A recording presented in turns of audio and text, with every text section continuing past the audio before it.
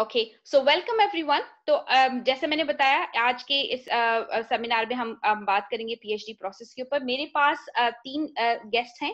तो doctor Rozina Karmaliani, and I think most of you would probably know her. Doctor Rozina is from Aga Khan University, and she has more than 20 years of experience, and I think most of you would know her from Aga Khan anyway. She has a very developed research background.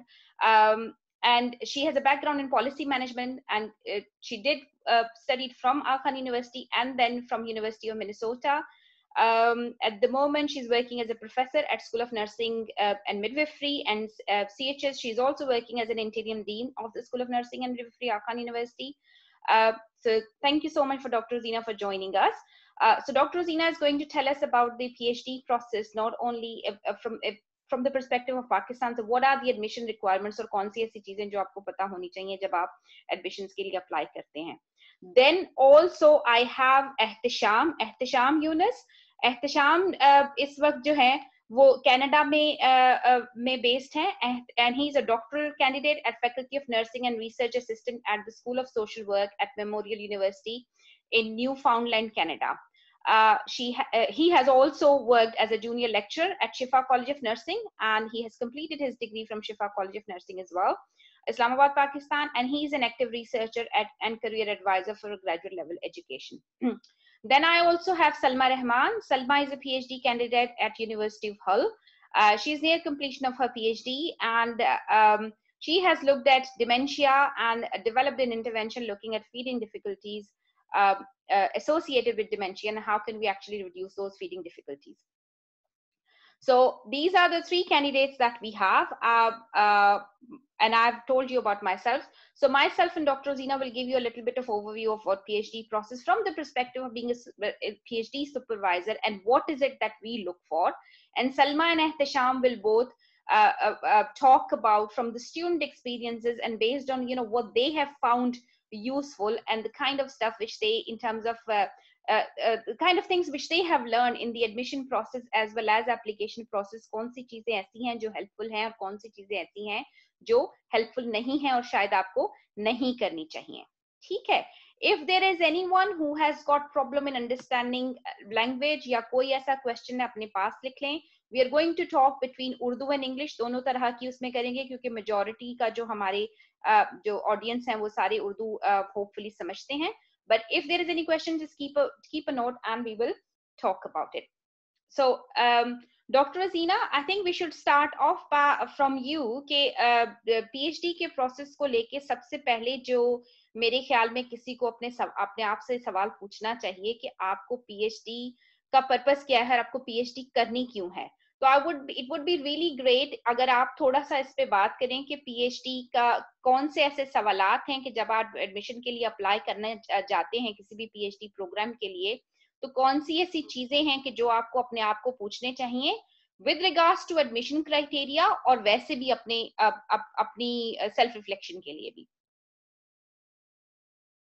आप mute पर है.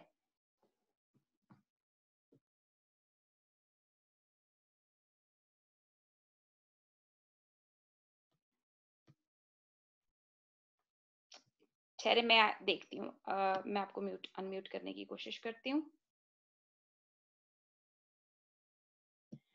This is a really thing these days. अब आप unmute हो गई हैं. Okay. Gigi, yeah, I was muted from the host end. Assalamu alaikum everyone, wherever you are. Good morning, good afternoon, good evening.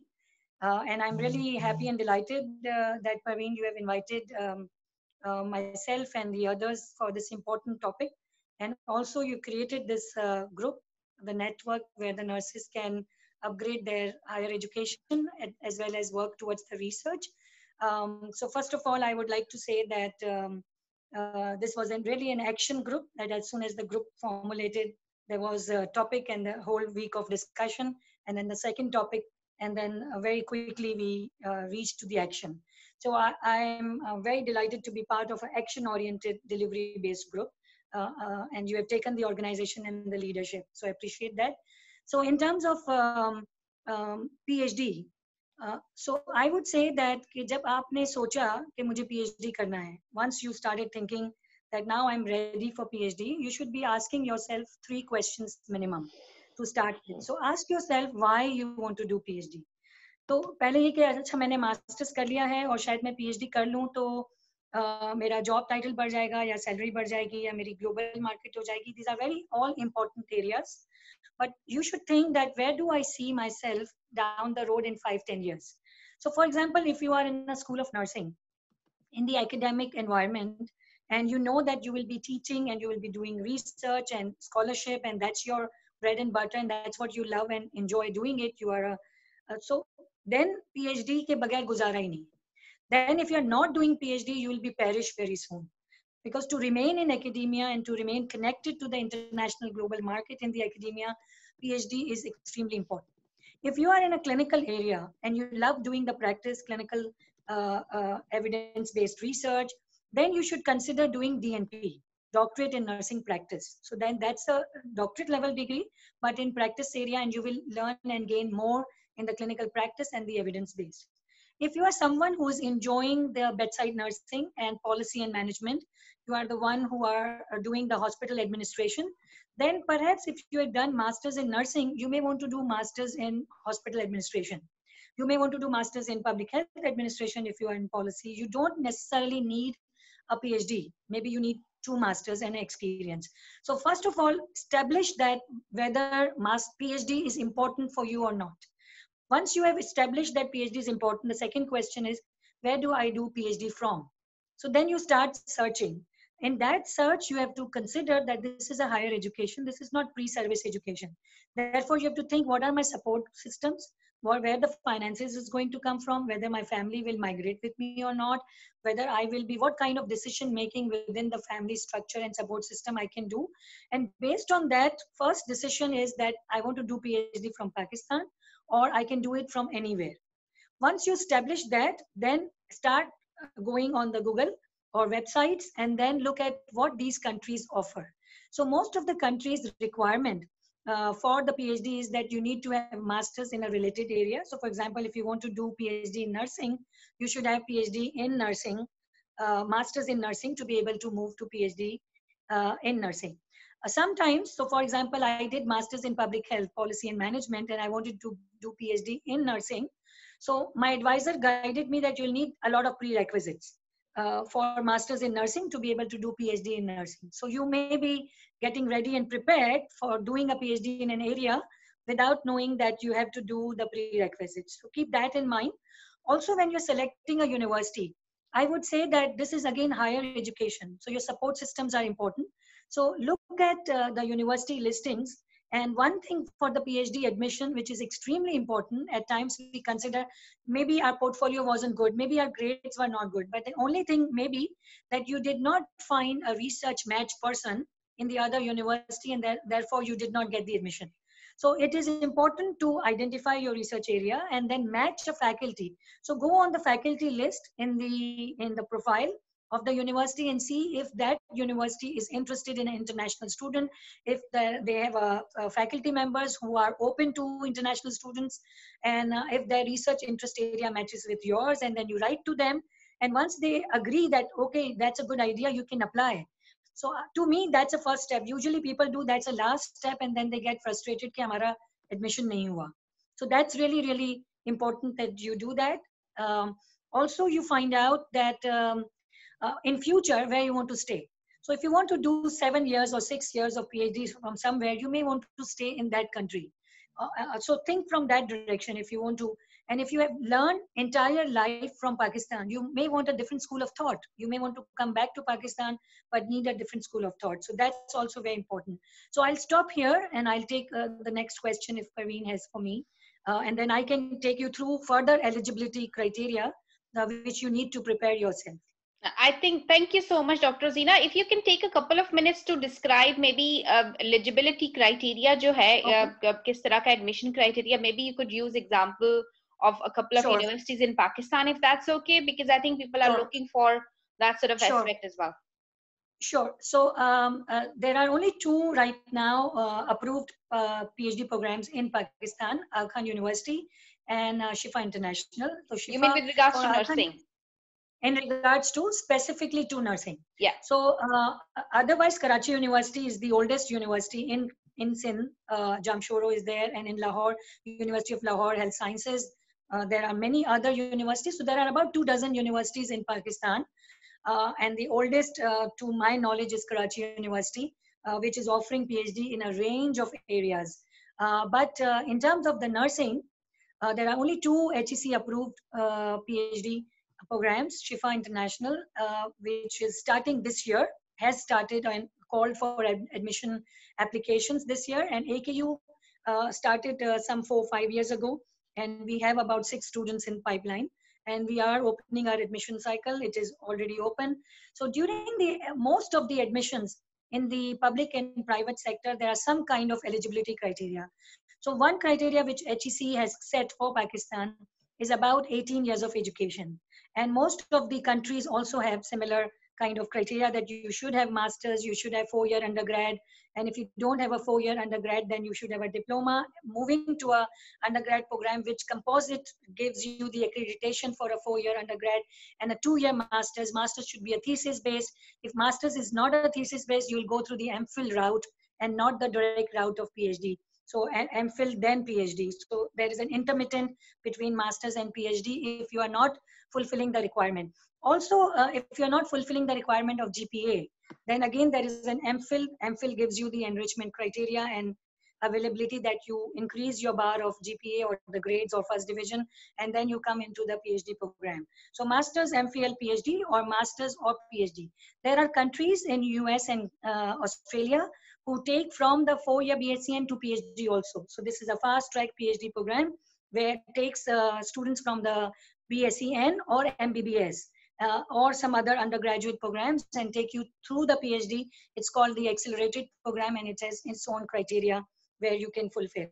Most of the universities have tests. So once you think that you have to apply, never take the test easy, because you may be talking and dividing your attention towards the research. You prepared your proposal, you are very ambitious, you have a committee to serve, and then you do not pass the admission test, and you get very frustrated that sari tayari thi aur test pass nahi hua. So to save you from that frustration, I think you should prepare and take seriously. After taking seriously, if you don't pass the test, that's fine. There is always another time, rolling admissions, you can come back, give the test again, but don't take the test lightly. You prepare for it well. There is English component, IELTS or TOEFL in different countries, and there are also aptitude English test from British Council or the institutions or HEC, which you have to take. There are GRE requirements for America especially. Some countries have the experience requirement, some countries have GPA requirement, and some countries have clinical experience requirement. So depending where, you have to look at your eligibility criteria very carefully, which is mostly your masters and then your test, and then your some universities, very few though, like in Pakistan, we do take interviews. Many countries do not take interview, which is the subjective part, but every country asks for references. So establish your references very carefully, very seriously. You take people who give you good reference, but at the same time, you don't take people who are very close to you, because when people read your application and find कि तो बिल्कुल दोस्त ही है जैसे ले लिया है reference, then they don't consider reference that seriously. Also, don't take reference from such an arm length that you don't know what that person is going to talk about you. So फिर वो भी इतना भी ना करें. तो थोड़ा सा एक balanced approach for taking the references. So these are all the eligibility requirements which are important. HEC requires 3.0 GPA, first division 60%. Some countries would be taking 2.5 se leke upar tak. Most of the other outside countries also take, but good universities take 3, and then some Ivy League universities take 3.5 as a GPA. Thank you so much, Dr. Rosina. And I think that was really important advice that, once you've decided कि आपने करना है, पहले अपने आप को पूछना, देखना कि what is your purpose that you want to do it. अगर सिर्फ fashion के लिए करना है, सिर्फ इसलिए करना है कि बाकी सारे कर रहे हैं, मैं भी करूं, तो I think that probably is not the right way of doing it. तो इसी को लेके मैं थोड़ा सा और explain करूंगी चीजें कि one of the very important component of PhD, which relates to all of these points that we have mentioned, is what is it that you want to do your PhD on? So your PhD proposal, aap karna kya chahte hain? And I think that relates back to asking yourself those questions, that why is it that you want to do it, and what is it that you want to do it? तो आपका जो PhD का जो topic है जो आपको select करना है वो बहुत ज्यादा इंपॉर्टेंट है, क्योंकि उसके साथ आपको अपनी जिंदगी के कम से कम 3 साल 4 साल तो गुजारने ही हैं, बल्कि अगर आप एक तरह से देखें तो सारी जिंदगी गुजारनी है, because that topic is going to be related to you, and it will be your identity, and you will be identified by that topic for the rest of your life basically. So I think it's really important that you have clearly thought about and you have clearly identified कि जी इस topic पे मुझे काम करना है. One of the points that me as a supervisor and Dr. Zina, I'm sure दूसरे लोग जो हमारे पास एक वो रहता है, वो ये है कि ये देखना, हमें बहुत से स्टूडेंट्स ईमेल करते हैं कि हमारा टॉपिक आप हमें बता दें. So actually nobody is actually tell you the topic that you have to study on. It needs quite a lot of self reflection. आप अपने आप को अब टाइम स्पेंड करें, सोचें, अपने आसपास में देखें, अपना टॉपिक देखिए कि कौन सी ऐसी चीज है कि जो आपको बहुत इंटरेस्ट करती है and you really want to learn a little bit more about it. So PhD process में जो फिर इसकी बात आ जाती है पर्सनल स्टेटमेंट्स और PhD प्रपोजल लिखने की. तो एवरी यूनिवर्सिटी मोर और लेस, आपको दुनिया में किसी भी जगह आप चले जाएंगे तो सलमा और एहतशाम मेरे साथ हैं, they'll be able to throw more light on this, कि किसी भी दुनिया में यूनिवर्सिटी में आप जाएंगे वो आपको कहेंगे कि 1500 से लेकर 2500 तक वर्ड्स का आपको एक प्रपोजल लिखना होता है, which should which basically tells the researcher, tell the supervisor that you want to work on with, what is your idea, what is it that you want to do, and how should you write that. तो उसमें आप there is quite a lot of information available how to write research proposals. और हर university की website पे किसी ना किसी तरीके से उन्होंने बताया हुआ है कि अच्छा रिसर्च प्रपोजल क्या होता है और आपको एक अच्छे रिसर्च प्रपोजल को लिखने के लिए कौन कौन सी चीजें उसके अंदर डालनी चाहिए. So to the minimum make sure कि आपने टॉपिक डिस्क्राइब किया है जो आपका है. अगर आपने मास्टर्स किया हुआ है तो कहीं ना कहीं आपका रिसर्च मेथड्स की आपने कोर्सेज लिए होंगे, डिसर्टेशन किया होगा और उसकी बेसिस पे आपको पता होगा कि रिसर्च प्रपोजल कैसे लिखना है. But it is to show what is the aim and purpose of the study that you want to conduct. What is your plan of conducting that research, किस तरह से आप कंडक्ट करना चाहते हैं, कौन सी आपकी पॉपुलेशन होगी, किस सेटिंग में आप करेंगे, क्यों आप करेंगे. Because as a researcher, as a research supervisor, I want to see कि आपको पता है कि आप अपनी आप कहाँ जा रहे हो और क्या करना चाह रहे हो. तो एक तो मैं ये देखना चाह रही हूँ. दूसरा मैं ये भी देखना चाह रही हूँ कि आपको पता है कि आप क्या करना चाह रहे हो, लेकिन मैं ये भी देखना चाह रही हूँ कि आप कितने कमिटेड हो उस टॉपिक के साथ, एज वेल एज आप में फीडबैक लेने की या टॉपिक को मॉडिफाई करने की कितनी सलाहियत है. और दोनों ही चीजों का बैलेंस बहुत ज्यादा जरूरी है. अगर तो आप बोलेंगे नहीं जी मुझे तो काम करना ही इस चीज के ऊपर है और मैंने तो चेंज ही नहीं करना, मेरा तो क्वेश्चन ही यही है, अगर लिटरेचर में बहुत कुछ रखा हुआ भी है तो भी मुझे कोई फर्क नहीं पड़ता, आई am not interested in you, because that means आप अपनी अप्रोच चेंज नहीं करेंगे, आप अपनी अप्रोच को बिल्डअप नहीं करेंगे. लेकिन अगर आप बोलेंगे जी मैम आप बता दें जो आप कहेंगी वो मैं कर लूंगा, I am not going to be, और या कर लूंगी, I am not interested in that either, क्योंकि that just tells me that you do not have a clear idea as to what you want to do. The other aspect जो अब आपकी एक देखते हैं, आप पर्सनल स्टेटमेंट कहा जाता है. अगर आप यूके की किसी यूनिवर्सिटी में अप्लाई कर रहे हैं तो पर्सनल स्टेटमेंट है. अब पाकिस्तान में कहीं अप्लाई करते हैं तो किसी और नाम से होगा, किसी और जगह अप्लाई करते हैं, अमेरिका में करते हैं किसी और नाम से. लेकिन usually what they want to tell you, और सीवी समटाइम्स आपको दिखनी होती है, what is it asking you, कि आप ये बताएं कि आपको क्यों लगता है कि आप इस पीएचडी के लिए या इस काम के लिए जो आप कर रहे हैं वो आप कर सकते हैं और आपके अंदर वो सलाहियत है. तो I think this is something that you really need to ask yourself. And once you have asked those questions और आपने उसमें बताया है कि जी this is why I want to do PhD, these are the skills that I have, this is how I am committed, और तो उसको जो आपका जो पोटेंशियल सुपरवाइजर्स हैं और जो यूनिवर्सिटीज हैं उनको ये देखने में मदद मिलती है कि जी आप कितने विलिंग हैं और कितने आपके अंदर क्या बोलना चाहिए मोटिवेशन है उस चीज को ज्वाइन करने की. So again I think what I am trying to say is के टॉपिक का सोचना बहुत ज्यादा जरूरी है, सेल्फ रिफ्लेक्शन, अपने आप को देखना कि why is it that you want to do something, और उसको पेपर पे लिखना, उसको आर्टिकुलेट करना बहुत ज्यादा अच्छे तरीके से, उस पर सही वाला टाइम स्पेंड करना. ये नहीं कि इंग्लिश किसी भी तरीके की लिखी हुई है गलत सलत कुछ भी करके आपने सोचा मैंने कल अप्लाई करना है तो आज रात में बैठ के आपने लिख लिया. नहीं, spend enough time on that to make sure कि जो आप लिख रहे हैं वो अच्छा सही चीज हो, किसी को दिखाएं, किसी से पढ़वाएं, कोई आपको फीडबैक दे उसको इम्प्रूव करें, ताकि ये सारे पॉइंट्स जब आप कर लेंगे तो आपका जो रिसर्च प्रपोजल आप किसी को भेजेंगे तो वो एक लगेगा कि जी this is something which is interesting, this is something which is useful, even if that doesn't relate to the person who अब मैं I work a lot on domestic abuse related issues, nursing related issues. If you send something which is not related to it, but if your proposal is written well, I may be interested.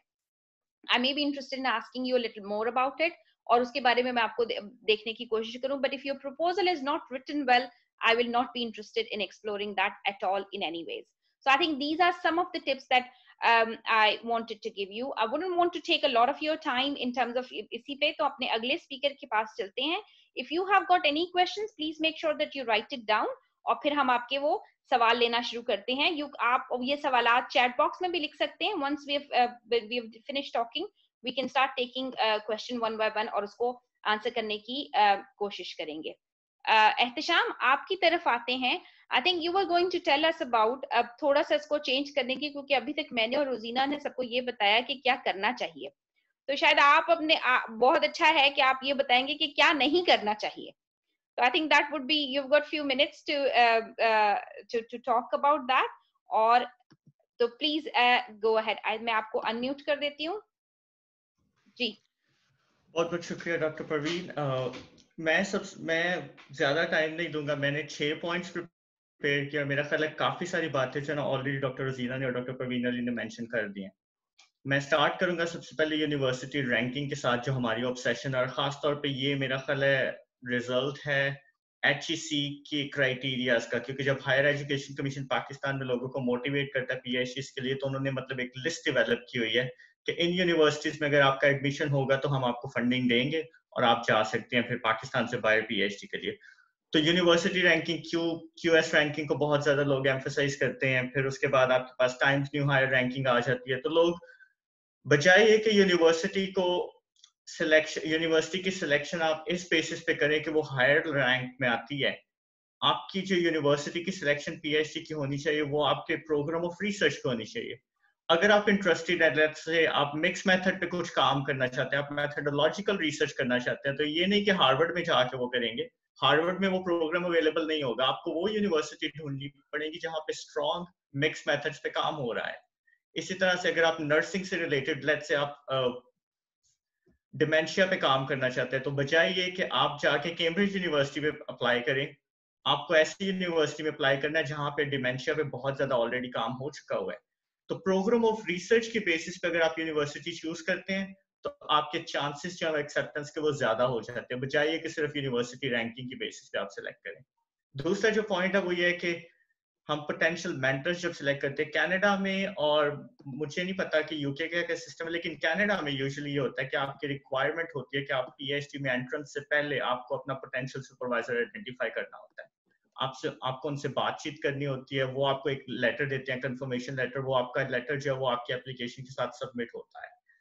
तो अगर आप अपना supervisor या अपना potential जो mentor है वो इस तरह से चूज करते हैं कि आप उनकी सिर्फ प्रोफाइल को देख लेते हैं, आप उनको ईमेल करने जाते हैं और आपसे सिर्फ ये मेंशन करते हैं कि जी मैंने आपका जो है ना 1-2 पेपर्स पढ़े हैं इस स्पेसिफिक टॉपिक. लेट्स से आप कहते हैं जी मैंने डिमेंशिया पे आपके 4-5 पेपर्स पढ़े थे, उनमें ये बात हुई थी और मैं ये रिसर्च करना चाहता हूँ, लेकिन आपने एक्चुअली उनकी प्रोफाइल को पढ़ा ही नहीं है, उनके आर्टिकल्स को पढ़ा ही नहीं है, और मे भी उन्होंने डिमेंशिया का टॉपिक लिया था, लेकिन डिमेंशिया के जिस एलिमेंट को उन्होंने एक्सप्लोर किया तो वो आपने उसको डिटेल से अंडरस्टैंड ही नहीं किया.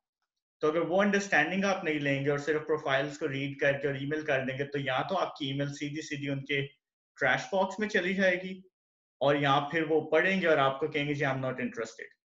जैसे कि डॉक्टर परवीन ने ऑलरेडी बताया कि अगर आप डोमेस्टिक वायलेंस पे उनको भेजेंगे और उससे रिलेटेड कोई प्रपोजल आप देते हैं उनको और कहते हैं जी आप उनके साथ काम करने में इंटरेस्टेड हैं, तो वो मे भी कंसिडर करेंगे. लेकिन अगर आपकी रिसर्च किसी और एरिया की तरफ जा रही है और वो बिल्कुल उनसे कनेक्टेड नहीं है, तो वो ऑब्वियसली वो उसको कंसिडर नहीं करेंगे.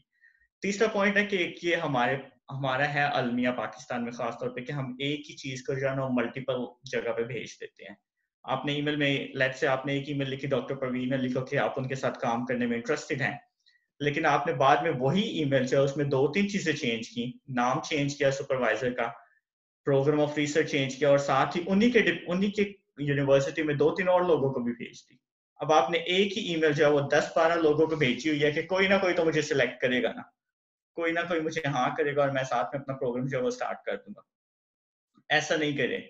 इसी तरह से यूनिवर्सिटी का भी जो सिस्टम है वो ये है कि आप ईमेल, एक ही ईमेल को या एक ही सब्जेक्ट पे बात करते हो हर एक को वो ईमेल ना भेजें। आपको उसको टेलर करना पड़ेगा, आप उसको चेंज करना पड़ेगा, जो भी रिक्वायरमेंट है उस यूनिवर्सिटी की, उस प्रोग्राम के साथ सुपरवाइजर की प्रोफाइल को अंडरस्टैंड करते हो, आपको उसको चेंज करना पड़ेगा। आप उसको मल्टीपल लोगों को नहीं भेज सकते।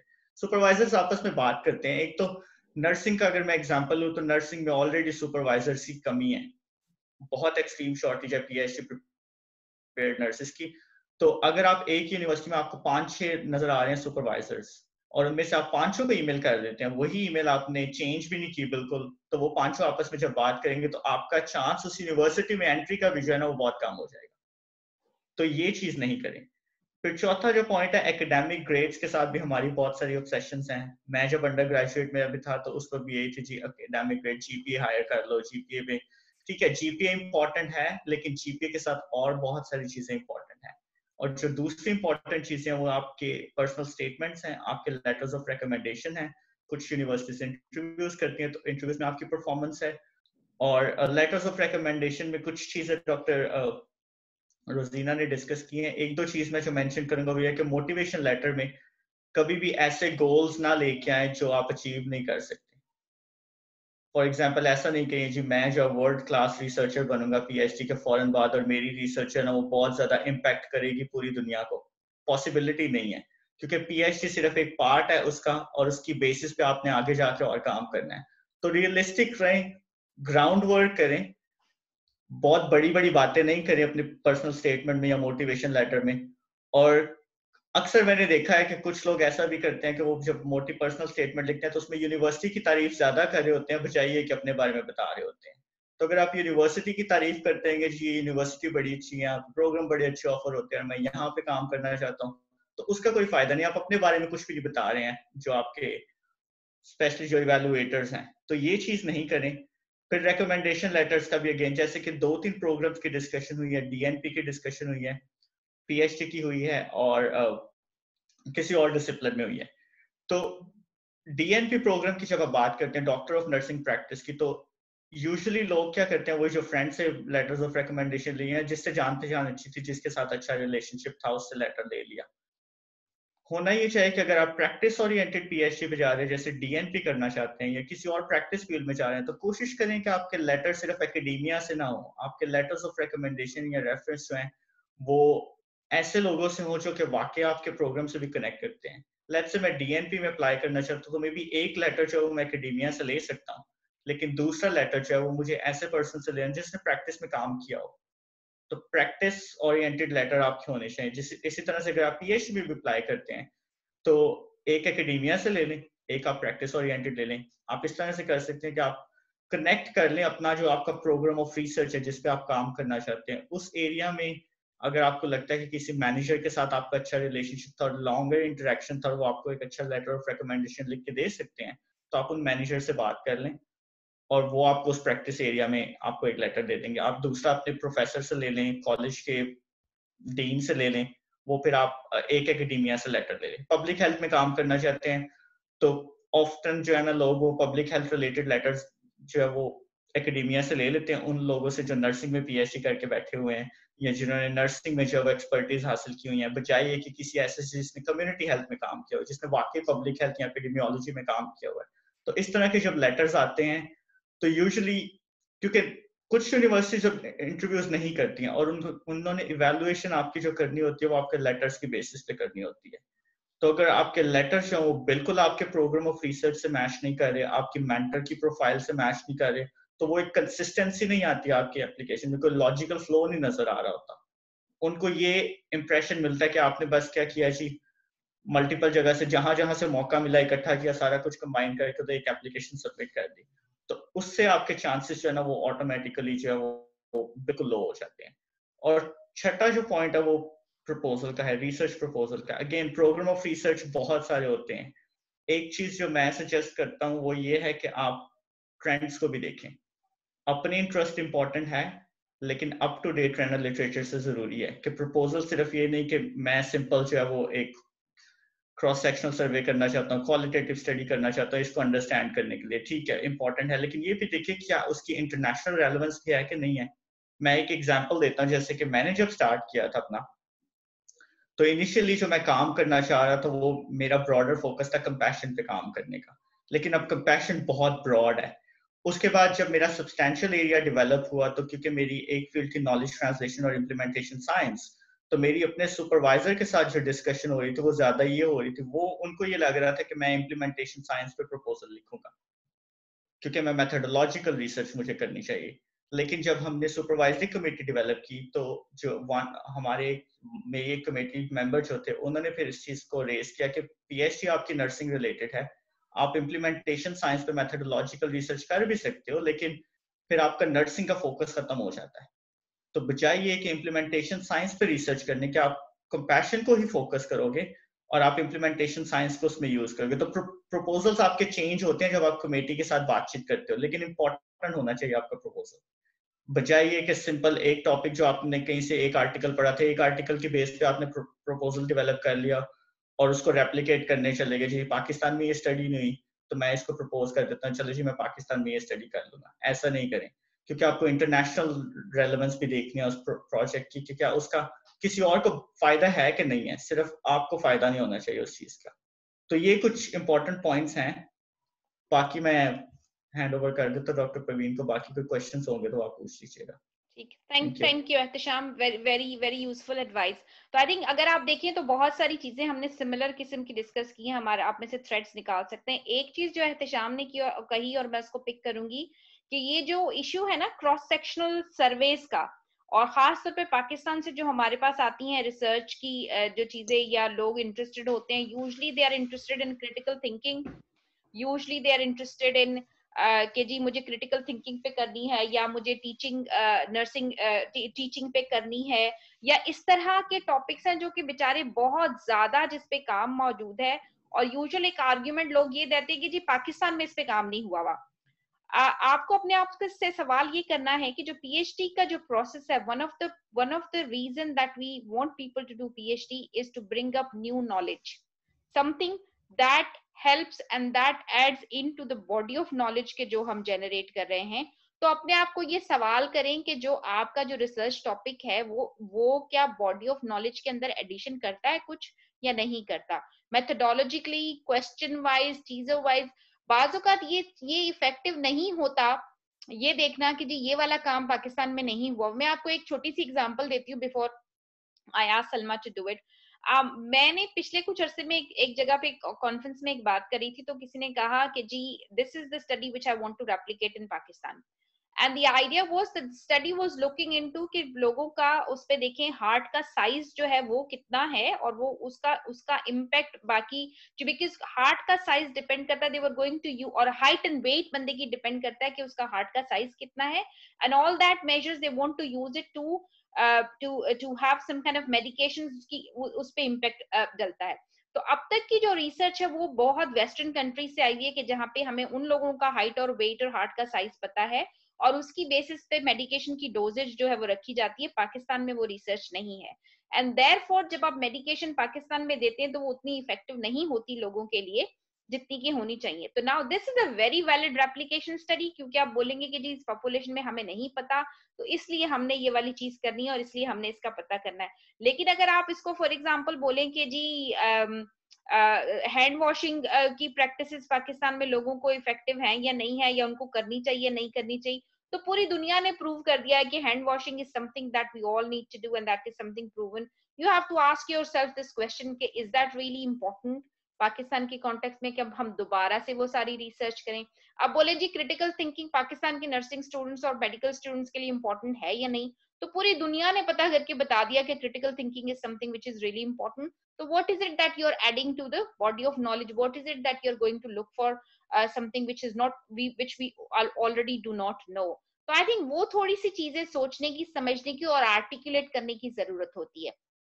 Okay, now I will go to our last speaker, Salma Rahman. Salma, thank you so much for joining us, and I think आप इस बात पे बात करने जा रहे हैं कि इंटरव्यू जो एक बहुत important process है पीएचडी स्टडीज का। एहतशाम ने और डॉक्टर रोजीना ने जैसे कहा, बहुत सारी यूनिवर्सिटीज पे इंटरव्यूज होते हैं, बाज़ औक़ात नहीं भी होते, लेकिन जहां इंटरव्यूज नहीं भी होते वहां पर भी आपका जो पोटेंशियल रिसर्च सुपरवाइजर हैं या मेंटर आप उनको कह लें, मुख्तलिफ जगहों पे मुख्तलिफ टर्मिनोलॉजीज यूज होती है, they would definitely like to talk to you through phone, through किसी स्काइप से या किसी तरीके से, क्योंकि उनको ये देखना होता है कि आप उनके के साथ मैच करते हैं नहीं करते। तो आई थिंक कि इंटरव्यूज हर जगह होते हैं पूरी दुनिया में, कहीं पे फॉर्मल कहीं पे इनफॉर्मल, लेकिन होता जरूर है।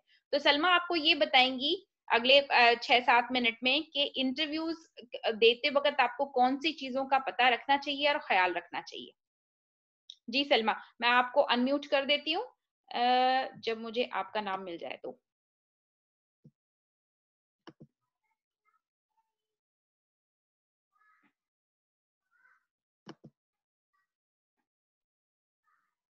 एंड मैं सलमा को अनम्यूट नहीं कर पा रही।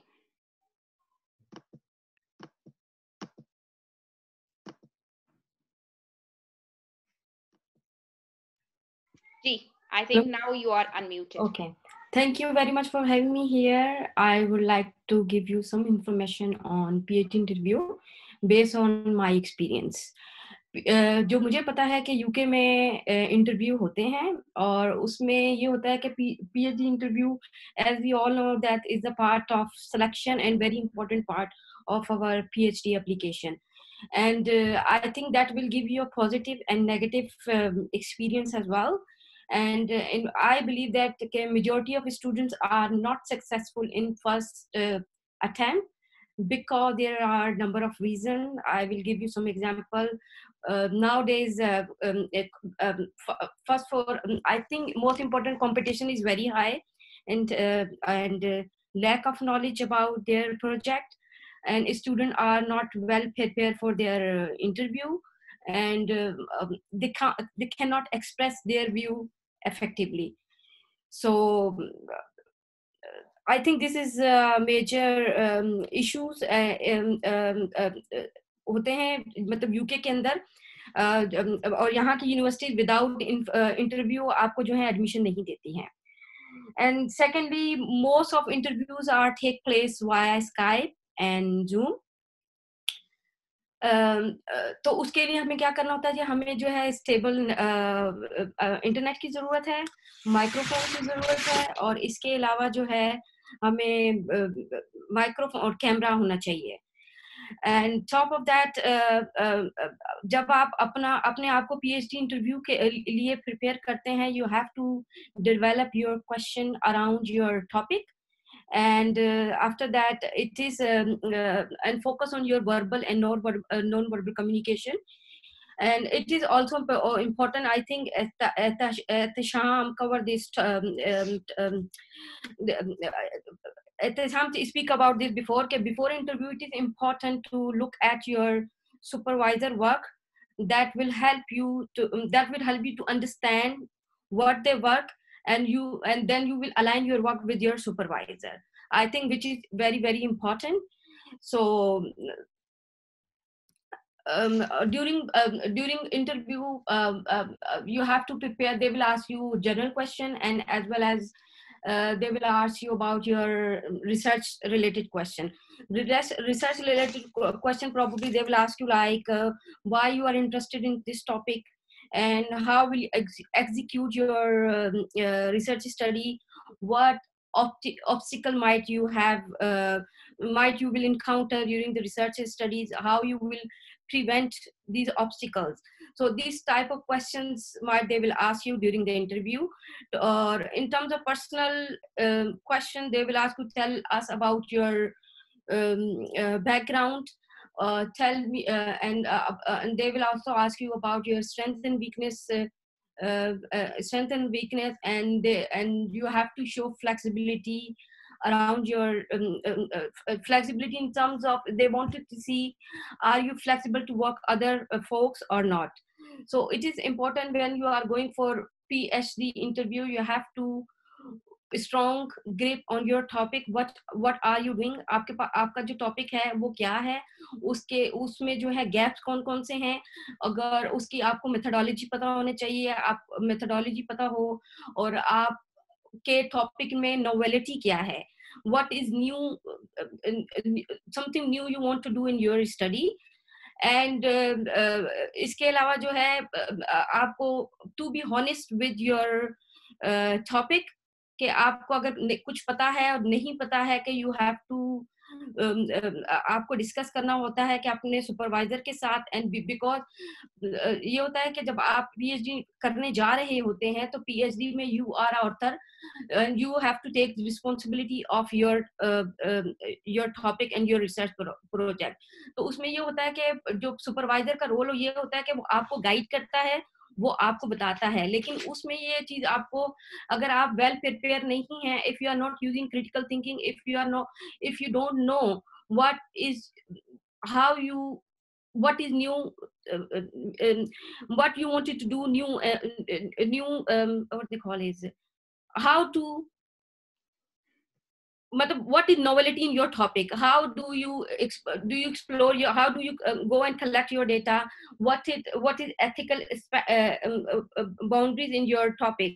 So it is very important when you select the topic, first you need to know about your topic, आपका topic क्या है, इसके अलावा जो है आपके टॉपिक में जो लिटरेचर क्या कहता है, गैप्स क्या हैं, अगर आपने डेटा कलेक्ट करना है तो कहाँ से करना है. तो इस किस्म के जो बहुत सारे जो क्वेश्चंस हैं जो according to your topic you have to develop, and also they will ask you about your funding. अगर आपके पास फंडिंग है तो, अगर फंडिंग है तो ठीक है, अगर नहीं है तो how you will apply for it and how you finance yourself for during the PhD. And also important ये है कि please do accept your suggestion on your topic. You know, some people, they are, if somebody give you a feedback on your topic and you say, okay, no, I do not want to change, do not show your rigidity. So it's better to be flexible and accept suggestion and be honest and take responsibility for your topic and work hard on it. And that's it. If you want to ask any question. Thank you Salma. And I think again the same theme is coming around, that in terms of jab aapke ki interviews pe hoga, so it is how much do you know about your topic, what do you think is the novel about your topic. एक चीज ये बोल दूं कि sometimes as research supervisor we are not looking for कि आप ये सारी, अगर आपको ये सारा कुछ पता हो तो फिर पीएचडी करने की तो जरूरत ही नहीं है ना, फिर आपने क्यों आना है हमारे पास करने के लिए. तो आई थिंक वो है. so what we are looking for is that you have had at least a chance to think about these things. आपने इन चीजों के बारे में सोचा है, एंड you know potentially कहाँ आप जाना चाह रहे हो और आप कौन सी किस तरह से जो है आपके चीजें चेंज कर सकते हो. So that's some of the stuff that we are looking for. So I think the feedback that which all four of us have been saying, do your homework, think of the topic that you have, know what you want to do and where you want to do and how you want to do. So I think these are some of the points that we wanted to discuss. Dr. Rosina also want to make a couple of points, and then we'll be happy to take any questions that you have. So I'm going, Dr. Rosina is going to share her points, and then please start emailing your texting in the chat box. आप अपने question कर सकते हैं, and I will also enable मैं इसका microphone on कर दूंगी सबका unmute करके. So if you want to ask a question, write that question down अपने पास में, तो फिर थोड़ा सा उसको explain कर दे जब chat on होती है, ताकि हम आपके क्वेश्चन को आंसर करने की कोशिश कर सके. वंस आपने अपना सवाल पूछ लिया है तो प्लीज मेक श्योर करें कि आप अपने आप को अनम्यूट कर दें. ठीक है, doctor Rajina, over to you and then we can take some questions. Thank you so much, Parveen. It was really interesting to hear Ehtisham and Salma, and very critical and key points were highlighted. 3 things I want to mention here. One, ये जो वो tip है, ये एक जरा internal tip है, और वो इम्पोर्टेंट मुझे हमेशा लगती है कि आपने जब अपनी कमेटी सेलेक्ट करनी है ना, तो उसमें ये देखें कि इस कमेटी के साथ, जैसे डॉक्टर प्रवीण ने कहा कि आपने इस टॉपिक के साथ 3, 4, 7 साल रहना है. आई वुड से इसी तरह आपने इस कमेटी के साथ 3, 4, 7 साल रहना है. तो ये बहुत इम्पोर्टेंट है कि कोई भी बुरा नहीं होता और कोई भी बहुत अच्छा नहीं होता, मगर ये इम्पोर्टेंट होता है कि आपकी पर्सनैलिटी और आपके वर्क स्टाइल से कौन मैच करता है. तो ये बहुत इम्पोर्टेंट है कि आप जब कमेटी मेंबर देखते हैं तो आप कुछ उनके जो स्टूडेंट्स प्रीवियस रहे हैं उनसे और उनके प्रोफाइल से और उनसे जब बातचीत करेंगे, जैसे एहतिशाम ने बताया कि आपने टॉक करनी है डॉक्टर परवीन ने भी बताया। तो ये जरूर देखें कि क्या आपकी पर्सनैलिटी और आपके टाइमिंग से और आपके स्टाइल से ये सुपरवाइजर मैच है या नहीं। कभी कभार आप बिल्कुल डिले होते हैं, फ्रस्ट्रेट होते हैं, प्रोसेस को इतना एंजॉय नहीं करते हैं, नॉट बिकॉज कि सुपरवाइजर खराब था, बट बिकॉज सुपरवाइजर की केमिस्ट्री और आपकी केमिस्ट्री मैच नहीं हो रही थी। तो ये जरूर आप जहन में रखें। दूसरा ये कि कमेटी के को एक्सपर्टीज भी होना, जैसे एहतशाम ने बड़े अच्छे से बताया था, उसमें मैं एक ऐड करती हूँ कि अगर आपने जैसे इनका इम्प्लीमेंटेशन साइंस रिसर्च है, जैसे मैं जब पीएचडी कर रही थी 1997 में, तो उस वक्त मेरे पास जो ग्राउंडेड थियरी मुझे बहुत करना था, मेरा पैशन था कि मुझे ग्राउंडेड थियरी करना है, हेल्थ सिस्टम्स चेंज करना है। जो ग्राउंडेड थियरी की बेस्ट पर्सन थी उसको मैंने कमेटी में भी ले लिया, she willingly accepted it, committee member थी। अनफॉर्चुनेटली 1-2 महीने में उनकी पास हेल्थ इमरजेंसी हो गई। अब मेरे पास 2 चॉइस थी, या मैं ग्राउंडेड थियरी करती रहूं, या मैं ग्राउंडेड थियरी को चेंज करूं, या मैं नया कमेटी मेंबर लाऊं। तो इस तरह के जब आपके पास क्वेश्चंस होते हैं तो you have to be really flexible. What I did was left my grounded theory passion because I could not find the expert in grounded theory, and I did case study design because I was able to. Similarly, अगर सवाल है आपका कि मुझे women's health में करना है और विद इन women's health आपको पूरी ग्रांट मिल रही है डोमेस्टिक वायलेंस पे फॉर एग्जांपल, और आपको परवीन भी मिल रही है एज अ सुपरवाइजर, और परवीन पूरी ग्रांट भी दिला रही है कंबाइन बिटवीन यू एंड हर, तो आपने women health के अंदर डोमेस्टिक वायलेंस ही पिक कर लेना चाहिए। बिकॉज कि मेरी दूसरी ट्रिक ये है कि आप इसको ये समझें कि this is a process where you are learning doing the research.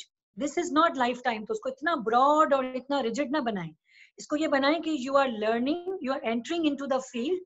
तो जो convenience से आप learn करें, enter हो, and take your specific question. बहुत broad question लेके चलेंगे तो नहीं कर सकेंगे, छोटा सवाल लें, स्पेसिफिक लें, पूरी दुनिया नहीं पता होगी पीएचडी में, but then you can make it later on as your research program within that. इस वक्त आपने स्पेसिफिक सवाल लिया, ग्रांट ली, इसके बाद आप अपनी लाइफ टाइम में उसको रिसर्च प्रोग्राम बना सकते हैं। The third thing I want to say is your work right now. Other than your GPA, test preparation, interview, reference letters, your experience, all of that, one more thing is asked now by many universities कि आपका research का experience क्या है और आपकी publications कितनी है। Most importantly, अगर आपने अपना मास्टर्स पब्लिश नहीं किया है, बड़ा नेगेटिव देखा जाएगा कि अगर आपका मास्टर्स ही पब्लिश नहीं है, स्कॉलरली है नहीं, तो आपने पीएचडी में क्यों एंटर होना है। तो ये बहुत जरूरी है कि आप अपने मास्टर्स को पब्लिश करें। रेप्यूटेबल जर्नल, बहुत हाई इम्पैक्ट में करने की जरूरत नहीं है, लेकिन प्रिडिक्टरी जर्नल्स भी ना हो, एक गुड जर्नल हो। एक अच्छी डिस्कशन जनरेट भी हुई थी लास्ट वीक में, तो वो बहुत अच्छा था कि उससे आप सीखें। तो आपने पब्लिश करना है अपनी मास्टर्स, आपने डिफरेंट टीम्स ज्वाइन करनी है और स्कॉलरली वर्क में कंट्रीब्यूट करना है, ताकि आपका नाम बेशक बीच में हो, 3rd, 4th, 5th ऑथर हो, लेकिन आपकी नजर आए कि you are getting your feet wet into the area of scholarship. Research projects चल रहे हैं, छोटे छोटे प्रोजेक्ट्स हों बेशक, but you get your feet wet in the area of research and publication. That gives you added plus points when you apply for the PhD. So I'll stop here and I'll hand over to Dr. Parveen. And I see already in the chat there are many questions which Dr. Parveen can take. Thank you. Thank you so much, Dr. Rosina. और अभी हम ये करते हैं कि बहुत सारे सवालात, कुछ 2-3 सवालात आ रहे हैं। मैं ऐसा करती हूँ कि आपके माइक्स को I am going to unmute, but please mute yourself. अपने आप को आप खुद म्यूट कर लें सारे लोग, ताकि जिसको सवाल पूछना है, देयर आर यहाँ पे आप अगर आप देखिए तो रिएक्शंस का छोटा सा एक होगा, इस पे होवर ऑन करें तो यहाँ पे आप हाथ खड़ा कर सकते हैं, कोई भी ऐसा इस तरीके की वो भी कर सकते हैं कि जी you are interested in. So I think use any of those sort of emojis to say that you want to raise hand or something, या तो हम उनसे सवाल पूछ लेते हैं, ठीक है। So पहला क्वेश्चन जो ये है वो, can you tell good universities for distance learning? मैं कोशिश करती हूँ उसको जवाब देने की, और फिर doctor Jeena, I think this is not distance learning से आपकी मुराद क्या है, कि इफ यू वांट टू से कि आप पीएचडी अपने मुल्क में करना चाहते हैं या दूसरी जगह पे। पीएचडी का प्रोसेस किसी भी यूनिवर्सिटी में इस तरह का होता है कि आपको कुछ कोर्स वर्क कहीं पे करने होते हैं कंप्लीट, और कुछ उसके बाद जाके आपको रिसर्च अपनी किसी भी मुल्क में किसी भी जगह पर आप कर सकते हैं। तो आई थिंक इन अ वे तमाम की तमाम पीएचडी ही डिस्टेंस लर्निंग के कॉन्सेप्ट पर ही होती है, क्योंकि आप देखा जाए तो आप अपने सुपरवाइजर के साथ हर वक्त नहीं हो रहे साथ होते, आप आ जा रहे होते हैं। I think what you need to concentrate is कि आपका टॉपिक क्या है और टॉपिक की एक्सपर्टीज कहाँ पर अवेलेबल है और आप किस तरह से निगोशिएट कर सकते हैं कि आपने वहां रहना है या कितना टाइम अपने अपने मुल्क में स्पेंड करना है, and all that stuff. With COVID-19, I think things are going to change a lot, लेकिन at the same time scrutiny भी बढ़ जाएगी बहुत ज़्यादा. So I think this is something that you can have a look into. Dr. Zina, would you like to add anything into this? The idea was can you tell good universities for distance learning? I'm not really sure if that's the. I think एक चीज मैं बोलने की जरूर यहाँ पे चाहूंगी, वो ये कि जब आप किसी भी यूनिवर्सिटीज के लिए अप्लाई करना चाहते हैं तो I think this is not the right question कि कौन सी यूनिवर्सिटीज होनी चाहिए. I think look for any university, but then also look for the universities which are acceptable in Pakistan. जहाँ पे हम predatory journals की बात करते हैं, वहाँ पे अगर आप distance learning और इस तरह की चीजें देखेंगे तो बहुत सी kind of predatory universities भी मौजूद हैं that you wouldn't necessarily understand उनका process क्या है. Dr. Zina, would you like to add anything there? Oh, आप अभी भी mute हैं. I think I unmuted everyone. अब देखें. Okay, ठहरे मैं कोशिश करती हूँ.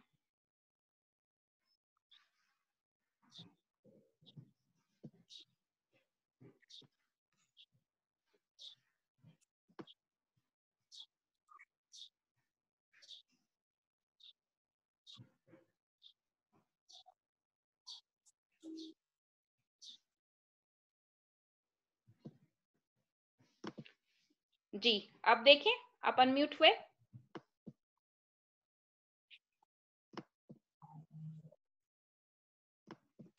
Oops. Ji. Okay, so I'll mute and unmute myself so we can save time. So what I was saying that distance education के लिए एक तो ये कि HEC is not very favorable. So if you want to come back and work in Pakistan, you have to be very sure that that university blended learning or the distance plan, the entire distance education is acceptable to HEC or not. So you go to the HEC site and then see which universities and which modalities are approved, ताकि बाद में ये नहीं हो कि आपने इतनी energy और टाइम डाला और वो अप्रूव नहीं है. If you want to come back and work in Pakistan, and similarly wherever you want to work, वहाँ का आप रिक्वायरमेंट देख लें. कोविड टाइम आज है, इंशाल्लाह कल नहीं होगा. कोविड टाइम की कुछ अपॉर्चुनिटीज भी हैं. So COVID time is flourishing the online. COVID time is allowing HEC to be flexible and with the restriction of the quality and assessment criteria and SOP and guidelines, it is allowing the universities and the programs to go blended or online. तो Covid time में admissions हो रहे हैं, UK हो, USA हो, पाकिस्तान हो, Australia हो. The admissions have not stopped. Probably you will be doing online teaching, theory courses and doing the research. So please अगर आप सोच रहे हैं तो आप जरूर अप्लाई करें. हमने भी एडमिशन ओपन किया है. We will be doing online classes and VLE mode and Microsoft Teams and there are many other methods. तो आप बिल्कुल एडमिशन ले सकते हैं और उसमें कोई प्रॉब्लम नहीं है. Great, thank you so much. अच्छा, जमाल अब्बास सवाल करें, as a master student in nursing, what would be preparation if interested in PhD? Hurdles for PhD resources, affordability, cost. Jamal, I think हमने ये सारे सवालात जो हैं वो तकरीबन सारी ही टॉक्स के अंदर किसी न किसी हद तक किए हैं. With regards to cost और जो रिसोर्सेज आपको, affordability, I think you will have to look into each individual की इंस्टीट्यूशंस की आप वेबसाइट पे जाके उसके हिसाब से देख सकते हैं. I think here I would really like to make this point कि इस तरह के क्वेश्चंस अगर तो आपको बिल्कुल इन्फॉर्मेशन नहीं मिल रही ना, तो प्लीज फिर तो आप जरूर अपने सुपरवाइजर्स को या जिस किसी के साथ आप पीएचडी करना चाह रहे हैं उनको भेजें.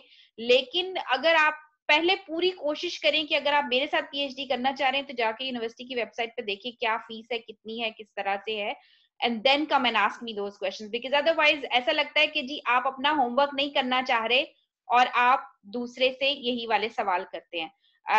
So that's just a bit of advice. आपका दूसरा सवाल था, what is the importance of publication, from where they should be, what if they are, I think doctor Jina ने publications पे थोड़ी सी बात की है. हम आज मुझे नहीं लगता कि इतना ज्यादा टाइम है. We did say that आप reputable journals में करें, predatory journals नहीं हो, और देख लें लिस्ट अगेन जहां पर है. तो वी विल हैव अनदर इंशाल्लाह इस पे कुछ और पब्लिकेशंस का पूरा एक बड़ा टॉपिक है, उस पे हमने बात शुरू की तो मेरा हर 1 घंटे से ज्यादा तो उसी पे लग जाएगा.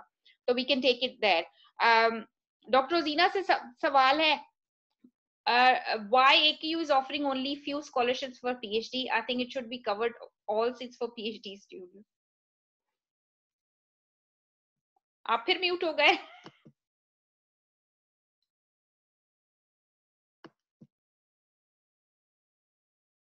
जी परवीन, मैं कॉस्ट पे बात करना चाहूंगी कि cost is very important.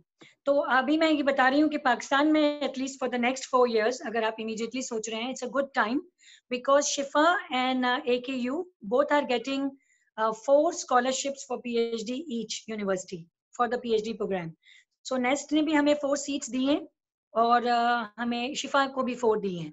I am not sure कि शिफा को 4 स्टूडेंट मिल जाएंगे जो एडमिशन जिनको मिलेगा, हमें नहीं मिले. हमें 3 स्टूडेंट मिले.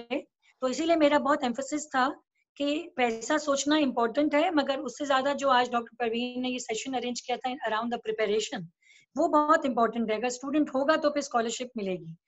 दूसरा ये है कि आगा खान यूनिवर्सिटी ने for last couple of years सारे स्टूडेंट्स को, जितनों को एडमिशन मिलेगा, जितनी सीट्स होंगी, उन सबको यूनिवर्सिटी ने स्कॉलरशिप देने का फैसला किया था. तो we have 4 scholarship from NEST and 4 scholarship from AKU. अब सवाल ये है कि क्या हमें 8 कैंडिडेट वो मिलते हैं जो हमारी एलिजिबिलिटी क्राइटेरिया को पूरा करते हैं. तो this is a good time कि दुनिया में बहुत कम जगह ये होता है कि आपको हर चीज कवर्ड हो. Both scholarships are covering everything, tuition and accommodation. इसके अलावा हमारे पास WHO की एक स्कॉलरशिप है in sexual and reproductive health, जो every year for the next 5 years मिलेगी. हर स्कॉलरशिप का अपना एक क्राइटेरिया होता है. इसके अलावा हमारे पास कुछ डोनर्स हैं जिन्होंने अपने नाम से स्कॉलर्स दिया है. तो जैसे Hirji scholar, and if you are a Hirji और अ माऊजी स्कॉलर, उसका क्राइटेरिया आप मीट करते हैं तो you will be able to get the tuition and accommodation. इसके अलावा Australia, Canada, America PhD students जब अपने रिसर्च सुपरवाइजर को ढूंढते हैं, रिसर्च सुपरवाइजर्स के पास अक्सर रिसर्च ग्रांट्स, अम्ब्रेला ग्रांट्स होती हैं, वो उसके अंदर बिल्ट इन करते हैं. जैसे मैं अपनी रिसर्च प्रोजेक्ट में, अगर मेरे पास man engagement and women empowerment की गेट्स फाउंडेशन की ग्रांट है, I have 3 masters and 1 PhD student built in. तो फिर वो, अगर आप वो रिसर्च टॉपिक सेलेक्ट करते हैं तो you are fully covered under that to do that research. तो ये पूरी दुनिया भर में होता है. पैसों से डिस्करेज ना हो, पैसा इंपॉर्टेंट जरूर है. एडमिशन लें और बातचीत जारी रखें अपनी टीम और कमेटी के साथ. पैसा कुछ आपका, हायर एजुकेशन है तो बिल्कुल फ्री तो कहीं कुछ नहीं है. There is no free lunch, तो फिर PhD तो फ्री नहीं हो सकता. लेकिन ये कि आपका अपना मिशन और विजन है और आपने एडमिशन ले लिया है, तो there are different scholarships, different countries give that, government gives that, it will come through. And आप जो ग्रांट्स लिखते हैं जिस थीसिस टॉपिक पे, अपने सुपरवाइजर के साथ मिलके वहां से भी आ जाता है. मगर एक बात याद रखें कि PhD हायर एजुकेशन है. आप अपने घर वालों को, अपनी लाइफ को, अपने बच्चों को होल्ड पे नहीं डाल सकते हैं 4-5-7 साल. तो आपने उनके साथ मिल के डिसीजंस लेने हैं. प्री सर्विस और 4 year BSc की तरह के इमोशनल डिसीजंस भी नहीं ले सकते हैं. तो आपने एक कंबाइंड डिसीजन लेना है और एक वर्क स्टडी बेहतर मॉडल चूज करना है जिसमें आप प्रायोरिटी मैनेज कर सकते. Thank you, Dr. Rosina. Ehtisham and Salma, I would like you to, there is a question कि what if people enroll in the UK और किसी और जगह पे, तो क्या वो जॉब PhD के साथ कर सकते हैं या नहीं? तो I think it would be really good कि अगर आप इस पे थोड़ा सा आपने व्यूज बताओ कि आपका क्या एक्सपीरियंस है. Have you worked when you were doing PhD और अलाउड है या नहीं है? एहतिशाम आप पहले और फिर सलमा आप.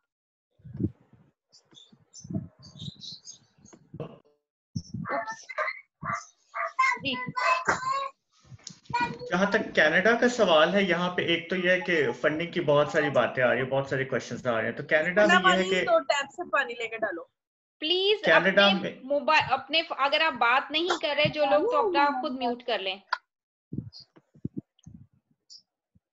जी सॉरी एहतिशाम. सो कनाडा में जब आप अप्लाई करते हैं तो यहाँ पे जो PhD प्रोग्राम्स है वो यूजुअली सारे के सारे फंडेड होते हैं. अगर आप बेसिक इंटरनेशनल कैंडिडेट है, बेसिक नेशनल कैंडिडेट्स हैं, क्योंकि रिसर्च बेस्ड जितने भी प्रोग्राम्स हैं उसमें आपको फंडिंग मिलती है, एंट्रेंस स्कॉलरशिप मिलती है जो कि आपकी ट्यूशन यूजुअली कवर कर देती है. वो डिपेंड करता है आप किस यूनिवर्सिटी में अप्लाई कर रहे हो, कितनी एंट्रेंस स्कॉलरशिप आपको मिल रही है. उसके बाद जब आप थीसिस लेवल के टाइम पे जाते हैं तो उस टाइम पे आपको फिर ग्रांट्स के लिए अप्लाई करना पड़ता है. आप डायरेक्टली जो कैनेडियन, अगर आप हेल्थ रिलेटेड कर रहे हैं तो Canadian institute of health research के ग्रांट्स होते हैं, यूनिवर्सिटी के अपने ग्रांट्स होते हैं, और जिस हॉस्पिटल सेटिंग में आप रिसर्च करना चाह रहे हैं उनके भी ग्रांट्स होते हैं, तो वो आपको मिल जाते हैं. जहां Are you allowed to work though? बिल्कुल. तो जब आप बात करते हैं आवर्स की, तो सारे इंटरनेशनल स्टूडेंट्स जो होते हैं उनको 20 घंटे अलाउड होते हैं। आप सेमेस्टर ब्रेक में फुल टाइम काम कर सकते हैं, आप समर ब्रेक में फुल टाइम काम कर सकते हैं। तो 20 घंटे अगर आप करते हैं, आप हेल्थ केयर में काम कर सकते हैं, किसी भी जॉब में आप काम कर सकते हैं, वो आपको अलाउड है 20 घंटे काम करना, और उससे आप इतना को मैनेज कर सकते हैं कि आप जो वो अपने मंथली एक्सपेंसेस को जो वो हैंडल कर सकें। ठीक, सलमा आप क्या कहते हो? As a in UK it not necessary के मतलब आपको पहले तो ये है कि कुछ लोगों को स्कॉलरशिप मिलती है और कुछ लोग स्कॉलरशिप भी कर रहे होते हैं, कुछ लोग उनके पास स्कॉलरशिप नहीं है। तो उसमें ये है कि लेकिन एज ए स्टूडेंट्स जो है आपको 20 से 22 घंटे अलाउ हैं पर वीक के। तो उसमें अगर एज ए नर्स आप आते हो लेकिन आपको रजिस्ट्रेशन की जरूरत है, विदाउट रजिस्ट्रेशन आप एज ए नर्स काम नहीं कर सकते। लेकिन आपको ये है कि फिर 20 घंटे आप काम करते हो, लेकिन you have to find out job which is quite difficult, so कर सकते हैं, इसमें कोई वो नहीं है, लेकिन इनिशियल फर्स्ट ईयर में थोड़ा डिफिकल्ट होता है।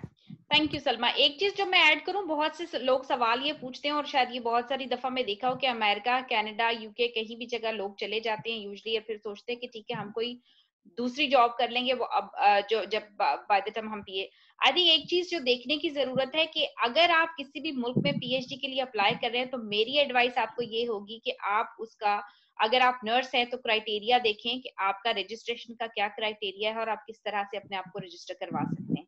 उसका फायदा ये होगा कि आपको अपनी जिंदगी गुजारने के लिए, नौकरी ढूंढने के लिए, जॉब करने के लिए और घर की बाकी चीजों के साथ आपको जो है काफी ज्यादा आसानी हो जाएगी, क्योंकि नर्सेज की पेड थोड़ी ज्यादा हेल्थ केयर असिस्टेंट या दूसरी जॉब्स पे जैसे एहतशाम कर रहा है कि ने मेंशन किया या सलमा ने मेंशन किया, आपको मिल जाती हैं जॉब्स, लेकिन वो इतनी वेल पेड या इतनी उस तरीके की नर्सेज के मुकाबले में नहीं होती। तो I think this is one of the things which I would suggest कि people should definitely consider, especially अगर आप फैमिली के साथ हैं, बच्चे हैं, तो it becomes even more important. Next question is Tanzeelur Rahman कर रहे हैं कि how can we check credibility of international university. Tanzeel, I think कि आप अब जिस मुल्क में, जैसे फॉर एग्जांपल आप पाकिस्तान से कर रहे हैं, तो मेक श्योर करें कि आप अपना जो HEC की वेबसाइट पर भी देख लें कि हाँ जी वो यूनिवर्सिटी है या नहीं। और दूसरा, वर्ल्ड रैंकिंग आती है यूनिवर्सिटीज की, तो जहां हम ये कह रहे हैं कि रैंकिंग को इतना परेशान ना हो कि रैंकिंग के हिसाब से देखें, I think it is important to see कि वैलिड यूनिवर्सिटी है या नहीं है। तो I think there are various ways कि आप कर सकते हैं, उनकी वेबसाइट्स देखें, लोगों से पूछें, पता करें, अपने मुल्क में आपके वो यूनिवर्सिटी एक्सेप्टेबल है या नहीं है, वो सारी चीजें देख लें, and I think take it on from there. अच्छा, 2-3 लोगों ने हाथ खड़े किए हुए थे, मेरे ख्याल में, मैं देखती हूँ अगर उनका हाथ अभी भी खड़ा है तो उनसे ये कौन है, मोहम्मद, इज इट आदि, आई डोंट नो, आपने थोड़ा सा नेम डिफरेंट। मैं आपको अनम्यूट करती हूँ, अगर आपका सवाल आप पूछना चाहते हैं तो पूछें। एन मोहम्मद। जी अस्सलाम वालेकुम, मैं मुख्तार बात कर रहा हूँ। एक्चुअली आईटी ने सेट किया था तो उसका नाम है जी। तो जी, मैं जी, अभी अफगानिस्तान में बैठा हूँ। Thank you so much for such A comprehensive discussion on the admission process. मेरा एक क्वेश्चन है, एक्चुअली मैं यहाँ पे इन्वॉल्व हूँ policy development, curriculum revision, program development या व्हाटएवर द पॉलिसीज जो भी डेवलप हो रहे कंट्री लेवल पे, फिर वो इंडोर्स हो रहे हैं। उनके या टीचिंग एक्सपीरियंस अराउंड 14 इयर्स मेरा हो रहे हैं। टीचर कैपेसिटी डेवलपमेंट में मैंने काम किया है, तो एक्सपीरियंस बहुत सारा है, लेकिन अनफॉर्चुनेटली जो है ना पब्लिकेशन ना होने के बराबर है और मेरा थीसिस पब्लिश नहीं हुआ है। तो इसको कैसे वेटेज देंगे, इसकी कोई अहमियत है? जो कि फर्ज करें टीचिंग रिसोर्स मटेरियल आप डेवलप कर रहे होते हैं, करिकुलम डेवलप कर रहे होते हैं, कंट्री के लिए नए प्रोग्राम्स डेवलप कर रहे होते हैं, उनको किस एंगल से देख लेंगे हम लोग? आप किसी स्पेसिफिक बंदे से सवाल पूछना चाहेंगे? आई थिंक सो डॉक्टर रजीना भी बैठी है, कोई भी रिस्पॉन्स है, मुझे मसला नहीं है। डॉक्टर रजीना, आप बताएं आप क्या कहते हैं। I think you are aware of Afghanistan के हिसाब से भी आपको पता है, तो I think it would be useful if, और आप फिर से म्यूट हो गए हैं, तो मुझे आपको, मैं पहले आपको ढूंढ लूं। जी तो उसमें ये है कि I would suggest while you are preparing for PhD एटलीस्ट 1-2 पेपर तो लिखें, अगर तो वो आपकी यूनिवर्सिटी की रिक्वायरमेंट है। आप जिस जगह अप्लाई कर रहे हैं, not every university would say कि पब्लिकेशंस हों और रिसर्च प्रोफाइल हो, लेकिन many good universities require that. Also ये तो सभी पूछेंगे कि मास्टर्स किया और उसका पब्लिकेशन नहीं किया आपने, तो ये तकरीबन हर यूनिवर्सिटी या सुपरवाइजर या कमेटी का क्वेश्चन होता है। सो आई वुड से अगर मास्टर्स बहुत पुराना है, डेटा पुराना हो गया है, तो जो आपका करंट काम है, मुख्तार आपने माशाल्लाह लास्ट 14 इयर्स में बहुत सारा काम किया है, तो उसके अराउंड आपने 1-2 paper while you are working. अच्छा, एक बात ये कहीं पे शायद सामने नहीं आई कि 1 ईयर तो लगता है, द डे यू थिंक कि मुझे पीएचडी करना है, वहां से लेके पीएचडी में एंटर होने तक आपको मिनिमम जो टाइम लगता है वो 1 ईयर है, जिसमें एडमिशन है, इंटरव्यू है, फाइनेंस है, मूविंग है, ट्रांजिशन है। तो आप अपने आप को प्रिपरेशन है फॉर द टेस्ट, तो उस पीरियड के अंदर आप ये करते जाएं ताकि एटलीस्ट इंटरव्यू के टाइम तक पहुंचने तक आप ये कह सकें कि I have the publications now, अगर आपके पास इनिशियल सीवी में फर्स्ट स्टेज पे डालने के लिए नहीं है। तो ये मैं जरूर कहूंगी कि लोग करें। दूसरा एक चीज शायद कहीं सामने नहीं आई कि पीएनसी जो है वो नर्सिंग के पीएचडी के अलावा अगर आपने किसी एरिया में पीएचडी किया है तो उसको आपके जो पीएनसी का लाइसेंस है उसके पीछे अप्रूव नहीं करता। काफी दिन से हम स्ट्रगल कर रहे हैं, अब शायद जफर मिर्जा ने पब्लिक हेल्थ की बात की है तो शायद ये अप्रूव हो जाए कि पब्लिक हेल्थ के एरियाज इतने ज्यादा लिंक्ड हैं विद नर्सिंग कि एटलीस्ट आप उसको तो कर दें, मगर सो फार वो सिर्फ नर्सिंग का पीएचडी अप्रूव हो रहा है। तो आपने ये भी सोचना है, मैं जनरली सबसे कह रही हूँ, सिर्फ मुख्तार से नहीं, कि अगर आपने ये करना है कि आपने पाकिस्तान आना है और आपने पीएनसी के लाइसेंस के अंदर पीएचडी हो और उस रैंक से पब्लिक सेक्टर में आपकी फीस, आपकी कंपनसेशन स्केल हो, आपकी सैलरी हो, ये अप्रूव्ड हो, तो फिर आपने सोच के पीएचडी की तरफ जाएं। प्लस नेस्ट की जो स्कॉलरशिप है जो शिफा और नर्सिंग स्कूल को मिली है वो पब्लिक हेल्थ में नहीं है, वो नर्सेस के लिए किसी और फील्ड में पीएचडी करने के लिए नहीं है, वो नर्सेस के लिए नर्सिंग में पीएचडी करने के लिए है। तो ये क्लैरिटी भी मैं देती चलूं। एक सवाल था कि आपने बाहर काम कर सकते हैं या नहीं, परवीन ने बहुत अच्छे से जवाब दिया। अगर आप इमिग्रेशन लेके जा रहे हैं, फैमिली के साथ जा रहे हैं, तो जरूर उस कंट्री का लाइसेंस दें ताकि आपको अच्छी सैलरी पे कर सकें। अगर ऐसा नहीं है तो आपको टीचिंग असिस्टेंट, रिसर्च असिस्टेंटशिप मिलती है। कोशिश करें कि शुरू से ही निगोशिएट करें अपने सुपरवाइजर के साथ कि वो आपको टीचिंग या रिसर्च एसोसिएट बनाएं। बहुत सारी कंट्रीज में जब आप रिसर्च एसोसिएट या टीचिंग असिस्टेंट बनते हैं अमेरिका और कनाडा में और 20 घंटे आप काम करते हैं तो उससे आपकी ट्यूशन फ्री हो जाती है या आप लोकल ट्यूशन पे शिफ्ट हो जाते हैं। तो ये बहुत मेजर पर्क्स हैं जो आपको मिल जाते हैं। तो एक चीज और इसमें ऐड करती चलूंगी कि डॉक्टर जीना ने एक जो पॉइंट दिया कि देखें जब आप पीएचडी कर रहे होते हैं ना, अगर आप आसपास में देखें तो पीएचडी आपके टॉपिक में होती है। पाकिस्तान में इस वक्त ये जरूर है कि पाकिस्तान नर्सिंग काउंसिल, अगर आपने नर्सिंग, अगर आप ऐसी जॉब के लिए जा रहे हैं कि जहां पर, जैसे मैं अगर आज पाकिस्तान जाती हूँ और मैं जाकर आगा खान यूनिवर्सिटी या डाउ यूनिवर्सिटी या किसी भी यूनिवर्सिटी की में अप्लाई करती हूँ अपनी पीएचडी की पोजीशन को इस्तेमाल करते हुए वहां पर, तो they will require me to have this thing registered on my Pakistan nursing council के, उसके रजिस्ट्रेशन पे उनको चाहिए होगा कि मैं ये डेमोन्स्ट्रेट कर सकूं। ये एक बहुत बड़ी डिबेट है जिसपे हो रही है कि ऐसा होना चाहिए या नहीं होना चाहिए। मेरे अपने व्यूज हैं इस बारे में, डॉक्टर जीना के अपने व्यूज हैं, सलमा के, एहतशाम के, आप सबके अपने अपने व्यूज हो सकते हैं, but this is what it is at the moment. तो आई थिंक वो आपको अगेन सोचना अपने आप को ये है कि where do you see yourself 10 साल के बाद। यहाँ एक चीज जो बहुत जरूरत है कि पाकिस्तान की बहुत सारी यूनिवर्सिटीज में अगर आप देखें, सोशियोलॉजी डिपार्टमेंट, साइकोलॉजी डिपार्टमेंट, बहुत सी दूसरी जगहों पे देखें, what you will find out कि यूजुअली वो लोग, ज्यादातर जो मेरी ऑब्जर्वेशन है, डॉक्टर जीना बाकी लोग मुझे करेक्ट कर सकते हैं, यूजुअली बाय बैकग्राउंड डॉक्टर्स हैं। तो वो मेडिसिन करके उन्होंने पीएचडी की है, पीएचडी करके वो किसी भी सोशियोलॉजी में या जिस भी डिसिप्लिन की बात करें वहां पे वो जॉब कर सकते हैं। So the point I'm trying to make is कि अगर आपने किसी दूसरे टॉपिक में पीएचडी की है और उसकी बेसिस पर आप जाके वहां पे, तो there are many different options. तो ऐसा नहीं है कि आपके पास ऑप्शंस नहीं है, आपके पास शायद ऑप्शन नर्सिंग के अंदर नर्सिंग के हिसाब से नहीं है, होपफुली इसको भी this may change going on in some times, we don't know. लेकिन ये कि I think sometimes it is important to think कि आप कहाँ जाना चाहते हैं, आप किधर रहना चाहते हैं, और टॉपिक अगर जो दूसरा यहाँ पे ये भी जरूरी है कि हम बहुत से ऐसे नर्सेस को देखते हैं वो कहते हैं जी हमें नर्सिंग नहीं करनी, हमें इसलिए नर्सिंग में इंटरेस्टेड नहीं है, और जाके कंप्लीटली डिफरेंट टॉपिक उठा लिया रिलीजन का या कोई ऐसी चीज के जिसका कोई किसी तरह से रेलिवेंस नहीं है नर्सिंग के साथ, and therefore they themselves struggle. So I think knowing yourself or knowing all that information is really very, very useful thing to do. Doctor Rozina के लिए क्वेश्चन है जिसको मैं लेती हूँ अभी। एक इसके अलावा I have done MSc in publications के रिगार्ड से एक चीज थी कि डॉक्टर रोजीना ने जैसे कहा बहुत सारी यूनिवर्सिटीज आपको पब्लिकेशंस के लिए पूछती हैं। अगर मैं यूके की एग्जांपल लूं या कनाडा की एग्जांपल लूं तो समटाइम्स आपको पब्लिकेशंस के लिए नहीं भी पूछते, but what they would like to see is कि आपकी राइटिंग एबिलिटी और आपकी कम्युनिकेशन एबिलिटी स्ट्रांग हो। तो I think it is important कि आप ब्लॉग्स लिखें, राइटिंग करें, किसी भी जर्नल में किसी प्रेडिटरी को छोड़ के बाकी किसी जगह पब्लिश करें। So I think that's something is really useful. Duration, minimum maximum duration, usually आपके पास मुख्तलिफ जगहों पे आप देखेंगे 3 साल से लेके 3 साल मिनिमम ड्यूरेशन होता है, विच आई डाउट कि कोई भी बहुत मुश्किल से 3 साल तक करता है। 3 साल से 4 साल आपके पास यूके के अंदर आप पीएचडी कर सकते हैं फुल टाइम में, और 3 साल से लेके anything between 7 and 8 years up until if you are part time कर रहे हैं, तो इस तरह की ड्यूरेशंस हो सकती हैं। एंड पूरी दुनिया में इसी तरह की चीजें हैं। And I don't know Ehtesham, do you want to say anything with regards to that?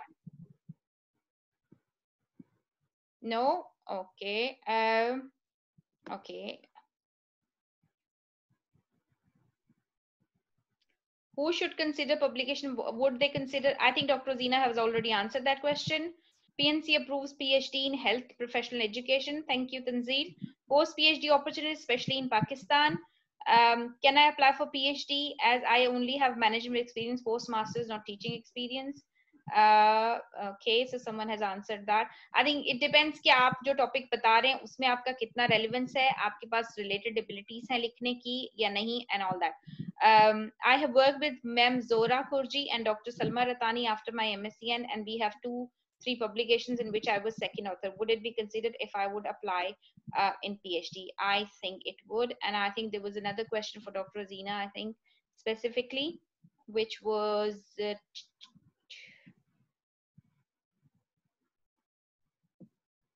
if I have done MSc 7 years of education, will I be, can I apply for AKU programs? And Dr. Zina, सवाल है एक, what are the prominent rejection points faced candidates appears in, well, I think what they're trying to ask is कि कौन से ऐसी चीजें हैं जो AKU में आपको रिजेक्शन कर देंगी. I think हमने बहुत सारी चीजें इस पे ऑलरेडी डिस्कस की हैं. I will have Dr. Zina to add anything else if there okay, are. So there were a set of questions. I don't know if I would remember all. So Parveen, help me here. So the rejection points जो हैं वो ये हैं कि अगर सबसे पहले तो ये ना आपने टेस्ट पास नहीं किया, दूसरा ये कि अगर आपने 7-8 years हो गए हैं, आपने मास्टर्स किया है, डेफिनेटली इंटरव्यू में आपको पूछा जाएगा कि आपने मास्टर्स को पब्लिश क्यों नहीं किया. That will not be the only point of your rejection, but that would certainly a point of concern कि आपने अपना कोई रिसर्च या स्कॉलरशिप की कोई वो दिखाई नहीं है, अपना ट्रैजेक्टरी या अपना करियर पाथ कुछ दिखाया नहीं है आपने. आपने अपना मास्टर्स किया, अगर पब्लिश नहीं किया, लेकिन इसके बाद आपने कुछ रिसर्च या पब्लिकेशन में काम किया, या आपने ब्लॉग्स लिखा, या आपने अपनी राइटिंग एबिलिटी दिखाई, कोई भी आपने स्कॉलरशिप का एविडेंस दे रहे हैं तो फाइन है. लेकिन आपका कोई भी स्कॉलरशिप का एविडेंस नहीं है तो सवाल ये आएगा कि why you want to do PhD. और अगर पीएचडी करना था तो आपकी पूरे पिछली 7 साल के अगर नहीं है, लेकिन अगर आपने बहुत स्ट्रॉन्ग प्रपोजल लाया और आपने आगे के 7 साल अपनी नई जर्नी के बहुत स्ट्रॉन्ग बताए कि मैंने ये करना है और ये अब मैंने अपना डायरेक्शन चेंज किया है, तब भी आपका एडमिशन हो जाता है. तो लेकिन अगर आपने टेस्ट पास किया हो, तो मैं एचईसी की रिक्वायरमेंट बताऊं. एचईसी की रिक्वायरमेंट में 4 साल से कम का पीएचडी नहीं है. 4 years is a minimum time for full time. 7 years है. बाकी पूरी दुनिया के अंदर डिफरेंट टाइम फ्रेम होंगे. यूजुअली लोग फुल टाइम, जैसे कि परवीन ने भी कहा, 3 से 4 साल में करते हैं, और फुल टाइम के पार्ट टाइम के लिए आपको 7 to 8 years मिलते हैं. 7 years के बाद HEC पाकिस्तान के अंदर अगर आपने 7 year में फिनिश नहीं किया तो आपका प्रीवियस पूरा कोर्स वर्क माइनस हो जाता है. Then it will not be carried forward, आप देन यू कांट कंप्लीट. तो ये एक बहुत अहम रिक्वायरमेंट है. दूसरी रिक्वायरमेंट ये कि HEC के हिसाब से पाकिस्तान में जितने भी स्टूडेंट पीएचडी के लिए एलिजिबल हो सकते हैं, nursing and non nursing, 70% passing marks in the admission test, which is quite high. हमने बहुत स्ट्रगल की कि उसको 60 पे ले आए, लेकिन HEC ने अभी तक as of today it is 70. तो सबसे पहला रिजेक्शन पॉइंट ये बनता है कि अगर आपकी 70% नहीं आई, वी कांट मूव. दूसरा ये कि अगर आपकी 4 ईयर BSc और आपके जो प्रीवियस डॉक्यूमेंट्स हैं वो अगर HEC के हिसाब से आपको एक्रेडिटेशंस नहीं मिले हैं तो आपकी एलिजिबिलिटी शायद MPhil की बन रही है तो PhD में एडमिशन नहीं मिलेगा। तो हमारे प्रीवियसली बहुत सारे स्टूडेंट्स जो है वो उस पर रुक गए थे कि आपने मिडविफरी नहीं किया या 4th ईयर डिप्लोमा नहीं किया या आपने इस्लामियत और जो है पाकिस्तान स्टडीज को सीक्वेंस में नहीं किया। बहुत सारी कुछ अजीब अजीब पॉलिसीज एंड प्रिंसिपल्स आ गए थे। मैं इसको अजीब अजीब कह रही हूँ, उसकी कोई बेसिस होगी जो मेरी समझ में आज दिन तक नहीं आई, लेकिन बहरहाल उसमें से बहुत सारी चीजें जो हैं वो अब फाइनली HEC ने मान ली हैं और वो चीजें ड्रॉप हो गई हैं। कुछ चीजें अभी भी ड्रॉप नहीं हुई हैं, लेकिन एटलीस्ट सीक्वेंस की चीज ड्रॉप हो गई है। सिर्फ मिडविफरी माना जाएगा, वो ड्रॉप हो गया है, कोई भी और डिप्लोमा हो सकता है। तो बहुत सारी चीजें हुई हैं, बहुत सारी नहीं हुई हैं। आप हमारे अगर AKU से रिलेटेड बात करते हैं तो रजिस्ट्रार ऑफिस से पूछ सकते हैं और PNC से वो आपको गाइड कर देंगे कि किस तरह से आपने अप्रूवल्स लेने हैं, एक्रेडिटेशन लेना है। पूरी दुनिया में रजिस्ट्रार ऑफिस होती है या ग्रेजुएट स्कूल्स होती हैं और ग्रेजुएट स्कूल की एडमिनिस्ट्रेशन आपके डॉक्यूमेंट्स देख के आपको गाइड कर देती है कि आप एलिजिबल हैं या नहीं है। तो उन चीजों को आप जरूर देख लें। अगर आपको 7 साल हो गए हैं मास्टर्स किए हुए तो आप, और अगर आपने मास्टर्स पूरा कंप्लीट किया है, यू आर सर्टेनली एलिजिबल, क्योंकि इस पे कोई बार नहीं है कि कितने साल पहले आपकी लास्ट डिग्री हो। मगर ये जरूर है कि अगर आपने एक प्रोग्राम शुरू किया और अगर उसको आपने 7 साल तक कंप्लीट नहीं किया तो फिर इशू है। अगर आपने एक मास्टर्स किया वो नॉन थीसिस बेस्ड था तो आपको डायरेक्ट PhD में एडमिशन नहीं मिलेगा, आपको थीसिस बेस्ड मास्टर्स पे जाना है। अगर आपने DNP करना है वो भी अप्रूव्ड है, PNC HEC दोनों अप्रूव करता है और DNP का थोड़ा डिफरेंट क्राइटेरिया है। AKU करंटली DNP ऑफर नहीं कर रहा है, लेकिन दुनिया की बहुत सारी यूनिवर्सिटीज कर रही है। It's a very good program. दूसरा जो आपने पूछा था कि क्या नर्सेस को नर्सिंग में ही PhD करना चाहिए, तो जैसे डॉक्टर परवीन ने बताया कि हर एक का अपना एक ओपिनियन होगा। मेरा अपना ये ओपिनियन है कि नर्सेस को अपने से रिलेटेड फील्ड में भी करना चाहिए, जैसे नर्सिंग एजुकेशन है, जैसे पब्लिक हेल्थ है, जैसे बायोस्टैटिस्टिक्स है, एपिडेमियोलॉजी है, मेडिकल साइंस है, मुख्तलिफ चीजें हो सकती हैं। बेसिस ये होनी चाहिए कि वो रिलेट करता हो आपके जॉब से, आपके क्वेश्चन से, आपके रिसर्च से। जहां तक हायरिंग का ताल्लुक है, क्योंकि पब्लिक हेल्थ यूनिवर्सिटी अगर आपके लाइसेंस पे PhD PNC ने नहीं लिखा तो नहीं लेगी, आपको हायर कर लेगी, आपका PhD को रिकॉग्नाइज करते हुए आपको वो ग्रेड नहीं देगी, वो कंपनसेशन नहीं देगी। लेकिन अगर प्राइवेट सेक्टर में आते हैं, जैसे अगर आप AKU स्कूल ऑफ नर्सिंग में आते हैं और अगर आपने एपिडेमियोलॉजी बायोस्टैटिस्टिक्स में PhD किया है तो एज अ प्राइवेट यूनिवर्सिटी अगर हमें अपना रिसर्च प्रोफाइल बढ़ाना है तो हम जरूर एडमिशन आपको फैकल्टी पोजीशन पे उसी लेवल पे लेंगे, आपका PhD रिकॉग्नाइज करेंगे। मगर ये अपॉर्चुनिटी प्राइवेट सेक्टर के पास होगी उन एरियाज में जो रिलेटेड है। अगर आपने ये मेडिकल प्रोफेशनल एजुकेशन का PhD किया है या अगर आपने नर्सिंग एजुकेशन का PhD किया है या हेल्थ पॉलिसी किया है, तो अगर हमारी इंस्टीट्यूशन को इन PhDs की जरूरत है तो with given recognition and compensation आपको जॉब मिल जाएगी। लेकिन PNC अपनी पब्लिक सेक्टर में उसको रिकॉग्नाइज नहीं करेगा, आपके लाइसेंस पे नहीं डाले। थैंक यू डॉक्टर जीना। एक चीज सिर्फ ये बोलूंगी फाइनली कि आई थिंक बहुत से क्वेश्चंस और बहुत सी चीजें मैंने देखी सोशल मीडिया पे, स्पेशली जब शिफा इंटरनेशनल ने करनी शुरू की और इंग्लिश की रिक्वायरमेंट्स थी। People do not seem to understand कि इंग्लिश की इतनी ज्यादा रिक्वायरमेंट्स या मुख्तलिफ यूनिवर्सिटीज इंग्लिश के लिए क्यों कहती हैं। उसकी वजह ये है कि इंग्लिश का कहने के लिए, क्योंकि हम, आपको पता है, इवन डिप्लोमा इन नर्सिंग में भी जब हम कर रहे होते हैं तो हमारा राइटिंग और हमारी सारी चीजें इंग्लिश में ही है, हम उर्दू में या किसी दूसरी उस चीज में नहीं लिखते। तो भी और PhD का अगर आप, शायद बहुत अच्छी एक वो चीज है कि आप एक उठा के थीसिस देखें कि वो कितनी बड़ी किताब होती है जो आपको लिखनी होती है। तो अगर आपकी इंग्लिश शुरू में ही इतनी अच्छी नहीं है कि आप उसको लिख सकें, तो it becomes very very hard for yourself, for your supervisor, for everybody else. तो वो एक तरीके से अगर हम उन चीजों को ना देखें तो ऐसा लगता है कि आप किसी को फेल करने के लिए उसको इस प्रोसेस के थ्रू डाल रहे हैं, तो जिसके लिए नहीं की जाती। और final point, any degree, any qualification is as good as you are. अगर आप अपने आप की, आपकी कम्युनिकेशन अच्छी है, आपकी एबिलिटी अच्छी है, आप अपने आप को इस लायक साबित कर सकते हैं, तो sky is the limit. And I think that is something which is really important कि आप किसी भी उसमें PhD उसमें, I think I would encourage people to do PhDs and consider PhDs in other disciplines so that they can, so that हम अब दूसरे disciplines में जा सकें और अपने आप को एज ए नर्सेज इंट्रोड्यूस कर सके, बता सकें कि नर्सेज ये सब भी करती हैं। But I think you really need to think where your priorities are, what your topic is, and everything else. If there are no other questions, I would like to close that in next 2 minutes, because thank you so much for everybody for joining us. And I know there are quite a lot of questions that we would like to people have been asking, and maybe we can chat on the group. तो आप मेरे ख्याल में सब लोग की Pakistani nursing research group के अंदर मौजूद हैं, तो आई थिंक हम वहां पे भी देख सकते हैं। एक क्वेश्चन देख रहे हैं, आई थिंक डॉक्टर जीना कुछ कहना चाह रही हैं। एक क्वेश्चन ये था, ma'am can you please reflect on online programs in nursing that many people in Pakistan are doing, what is their future? I think हमने जी वो अभी उधर ही है शाहीन मॉल में ये। हाँ बाकी तो आई थिंक हमने इन सारे टॉपिक्स पे बात कर ली है। मैं सिर्फ अपने सारे स्पीकर्स के पास एक दफा वापस जाऊंगी ये पूछने के लिए कि इज देयर एनी अदर, आपके पास एक मिनट अगर आप ले लें ये कहने के लिए, 1 मिनट से ज्यादा प्लीज बिल्कुल नहीं, कि is there any final message that you want to give it to? So let's start with Ehtisham. में भी एहतिशाम आप अनम्यूट कर सकते हो अपने आप को, या मुझे करना है?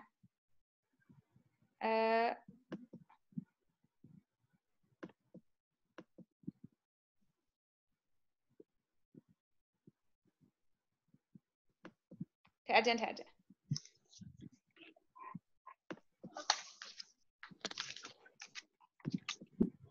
जी नहीं भैया एहतिशाम आप अनम्यूट नहीं हो रहे हैं। जी अब हो गए। बहुत सारी बातें ऑलरेडी डिस्कस हो गई है, मैं सिर्फ 2-3 चीजें डिस्कस करूंगा और 1 मिनट ही लूंगा, उससे ज्यादा नहीं लूंगा। एक तो ये कि यूनिवर्सिटी रैंकिंग पे नहीं जाएं, पब्लिकेशंस पे काम करें, अभी से काम करें, और उसका ये फायदा होगा कि आप कल को आपकी रेपुटेशन आपके काम से बनेगी। आपकी यूनिवर्सिटी रैंकिंग को कोई नहीं देखेगा किस यूनिवर्सिटी से आपने पीएचडी किया है, आपके सुपरवाइजर को कोई नहीं पूछेगा कि आपका सुपरवाइजर कौन था। आपका काम है जो कल को जाके जो है वो लोगों ने पढ़ना है और देखना है कि कितनी अच्छी क्वालिटी थी उस काम की। दूसरा ये कि मैंने जब मेरी पीएचडी में एडमिशन होने से पहले मैंने जो है फुली फंडेड स्कॉलरशिप पूरी दुनिया में अप्लाई की थी। मैंने मेरा ख्याल है 15-20 रिजेक्शंस ली थी, उसके बाद कहीं जाके मेरा जो इस पीएचडी में हुआ था। तो रिजेक्शन से नहीं घबराना, बस काम करते रहें, होपफुली कहीं ना कहीं हो जाएगा। अगर आप वाकई मोटिवेटेड हैं पीएचडी करने में तो हो जाएगा, उसका कोई मसला नहीं होता आगे। जी सलमा आप कुछ कहना चाहोगे? आप भी म्यूट पे ही हैं, मेरे ख्याल में आप अपने आप को अनम्यूट कर सकते हो। जी मैं सिर्फ ये कहना चाहूंगी कि पीएचडी में जो है रिजेक्शन इज ए नॉर्मल। तो अगर आपको रिजेक्शन और आपके जो पेपर अगर आप भेजते हैं तो रिजेक्ट होते हैं, ये एक नॉर्मल प्रोसेस है। तो उसमें ये है कि आप और कुछ लोग ये करते हैं कि जो कि पीएचडी में जब उनके सुपरवाइजर होते हैं, अगर उनकी आपस में नहीं बनती है तो एक सुपरवाइजर से दूसरे मतलब चेंज करते हैं सुपरवाइजर। तो I would like to suggest only stick with 1 and 2 primary supervisors और keep trying, don't give up और continue apply in different universities, so you will get admission if you want to do PhD. Thank you Salma. Dr. Azina? जी thank you. So मेरे लिए 1-2 सवालात भी थे, तो मैं सिर्फ ब्रीफ में ये कहूंगी कि उन सबका जवाब यस एंड यस है कि अगर आपने बाहर जॉब करनी है आप कर सकते हैं। वर्क स्टडी मॉडल मैंने स्टार्ट किया है इस साल से, तो यू कैन वर्क। आप पार्ट टाइम कर सकते हैं तो ज्यादा नंबर ऑफ ईयर्स हो जाएंगे। अगर आप वर्क स्टडी कर रहे होंगे तो जाहिर है आप 4 ईयर्स में नहीं कर रहे होंगे। और जो मेरे लिए दूसरा सवाल था उसका जवाब भी यस है। तो लास्ट जो 1 मिनट का कंक्लूजन है उसमें मैं ये कहूंगी कि जिस तरह से अगर आप सोचते हैं जिंदगी में कि मुझे शादी करनी है और फिर बच्चे करने हैं और बच्चों को एक सर्टेन लेवल पे ले जाना है, तो वो आपके लिए एक लाइफ टाइम प्रोसेस बनता है। तो once a parent always a parent बनता है। तो उसके पूरे labour process of child birthing and then the labour process of child raising, ये दोनों हैं। हमें से जो पेरेंट्स हैं वो सब इसको ज्यादा अच्छी तरह समझते हैं।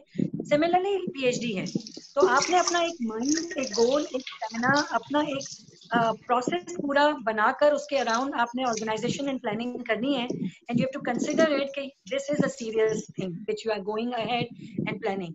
तो I wish you all the best कि ये जरूर करें, इस प्रोसेस को रखें जारी।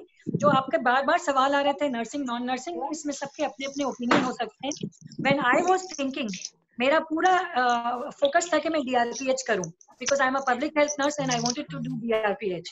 मैंने अपने मेंटर्स से पूछा, अमेरिका में, कनाडा में, पाकिस्तान में, जो एडवाइस मुझे समझ में आई, उसके बाद मैंने DRPH की बजाय PhD इन नर्सिंग किया और मैंने कभी रिग्रेट नहीं किया उसके बाद। उसका रीजन ये था कि उन्होंने कहा आपके मुल्क में, ठीक है, ओवरऑल नर्सिंग में शुरू में लोग साइकोलॉजी, जो आपके अपने मेंटोर्स हैं ना, कुछ सीनियर और ओल्ड एज जो मेंटोर्स हैं, उन्होंने ज्यादातर या तो एजुकेशन में पीएचडी किया है या साइकोलॉजी में किया।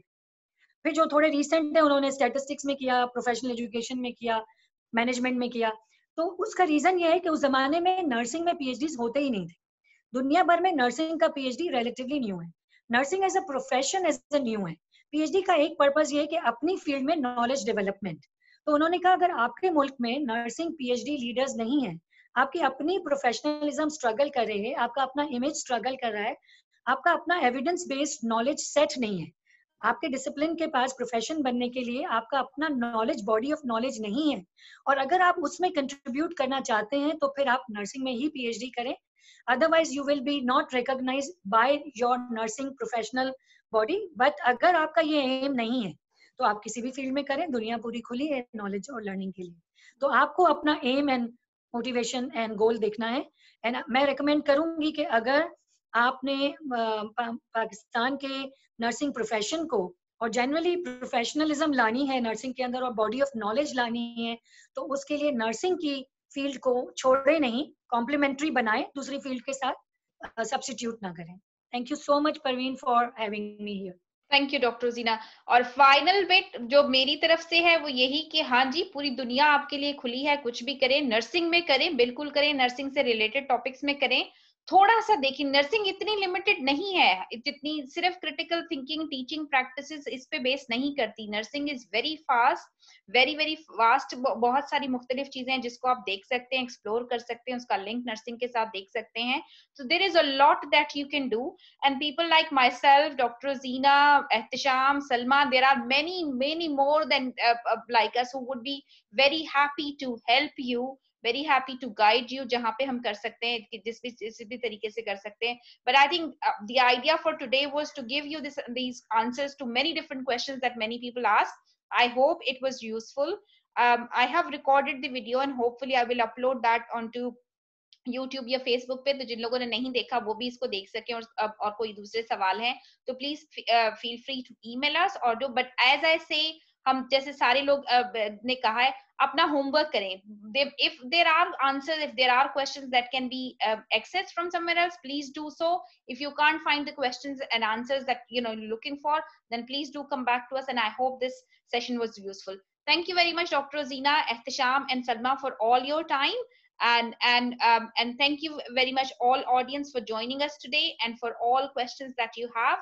And I really hope this all was useful, and inshallah see you next time in any other what's the word, in any other session. So speakers, Ehtisham, are you still there? So बहुत शुक्रिया। अगर मैं सारे speakers अगर हमारे पास रहें तो हम एक फोटो खींच लें, लेकिन फोटो खींचते कैसे हैं? स्क्रीनशॉट लेना है ना इसका, print screen.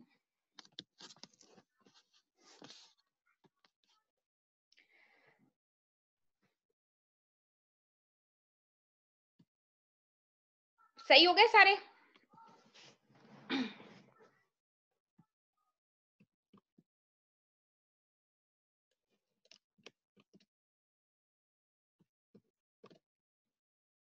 I think I've managed to take a print screen.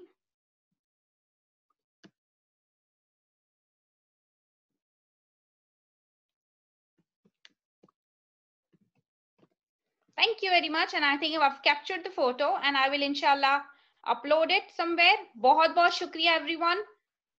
Allah Hafiz.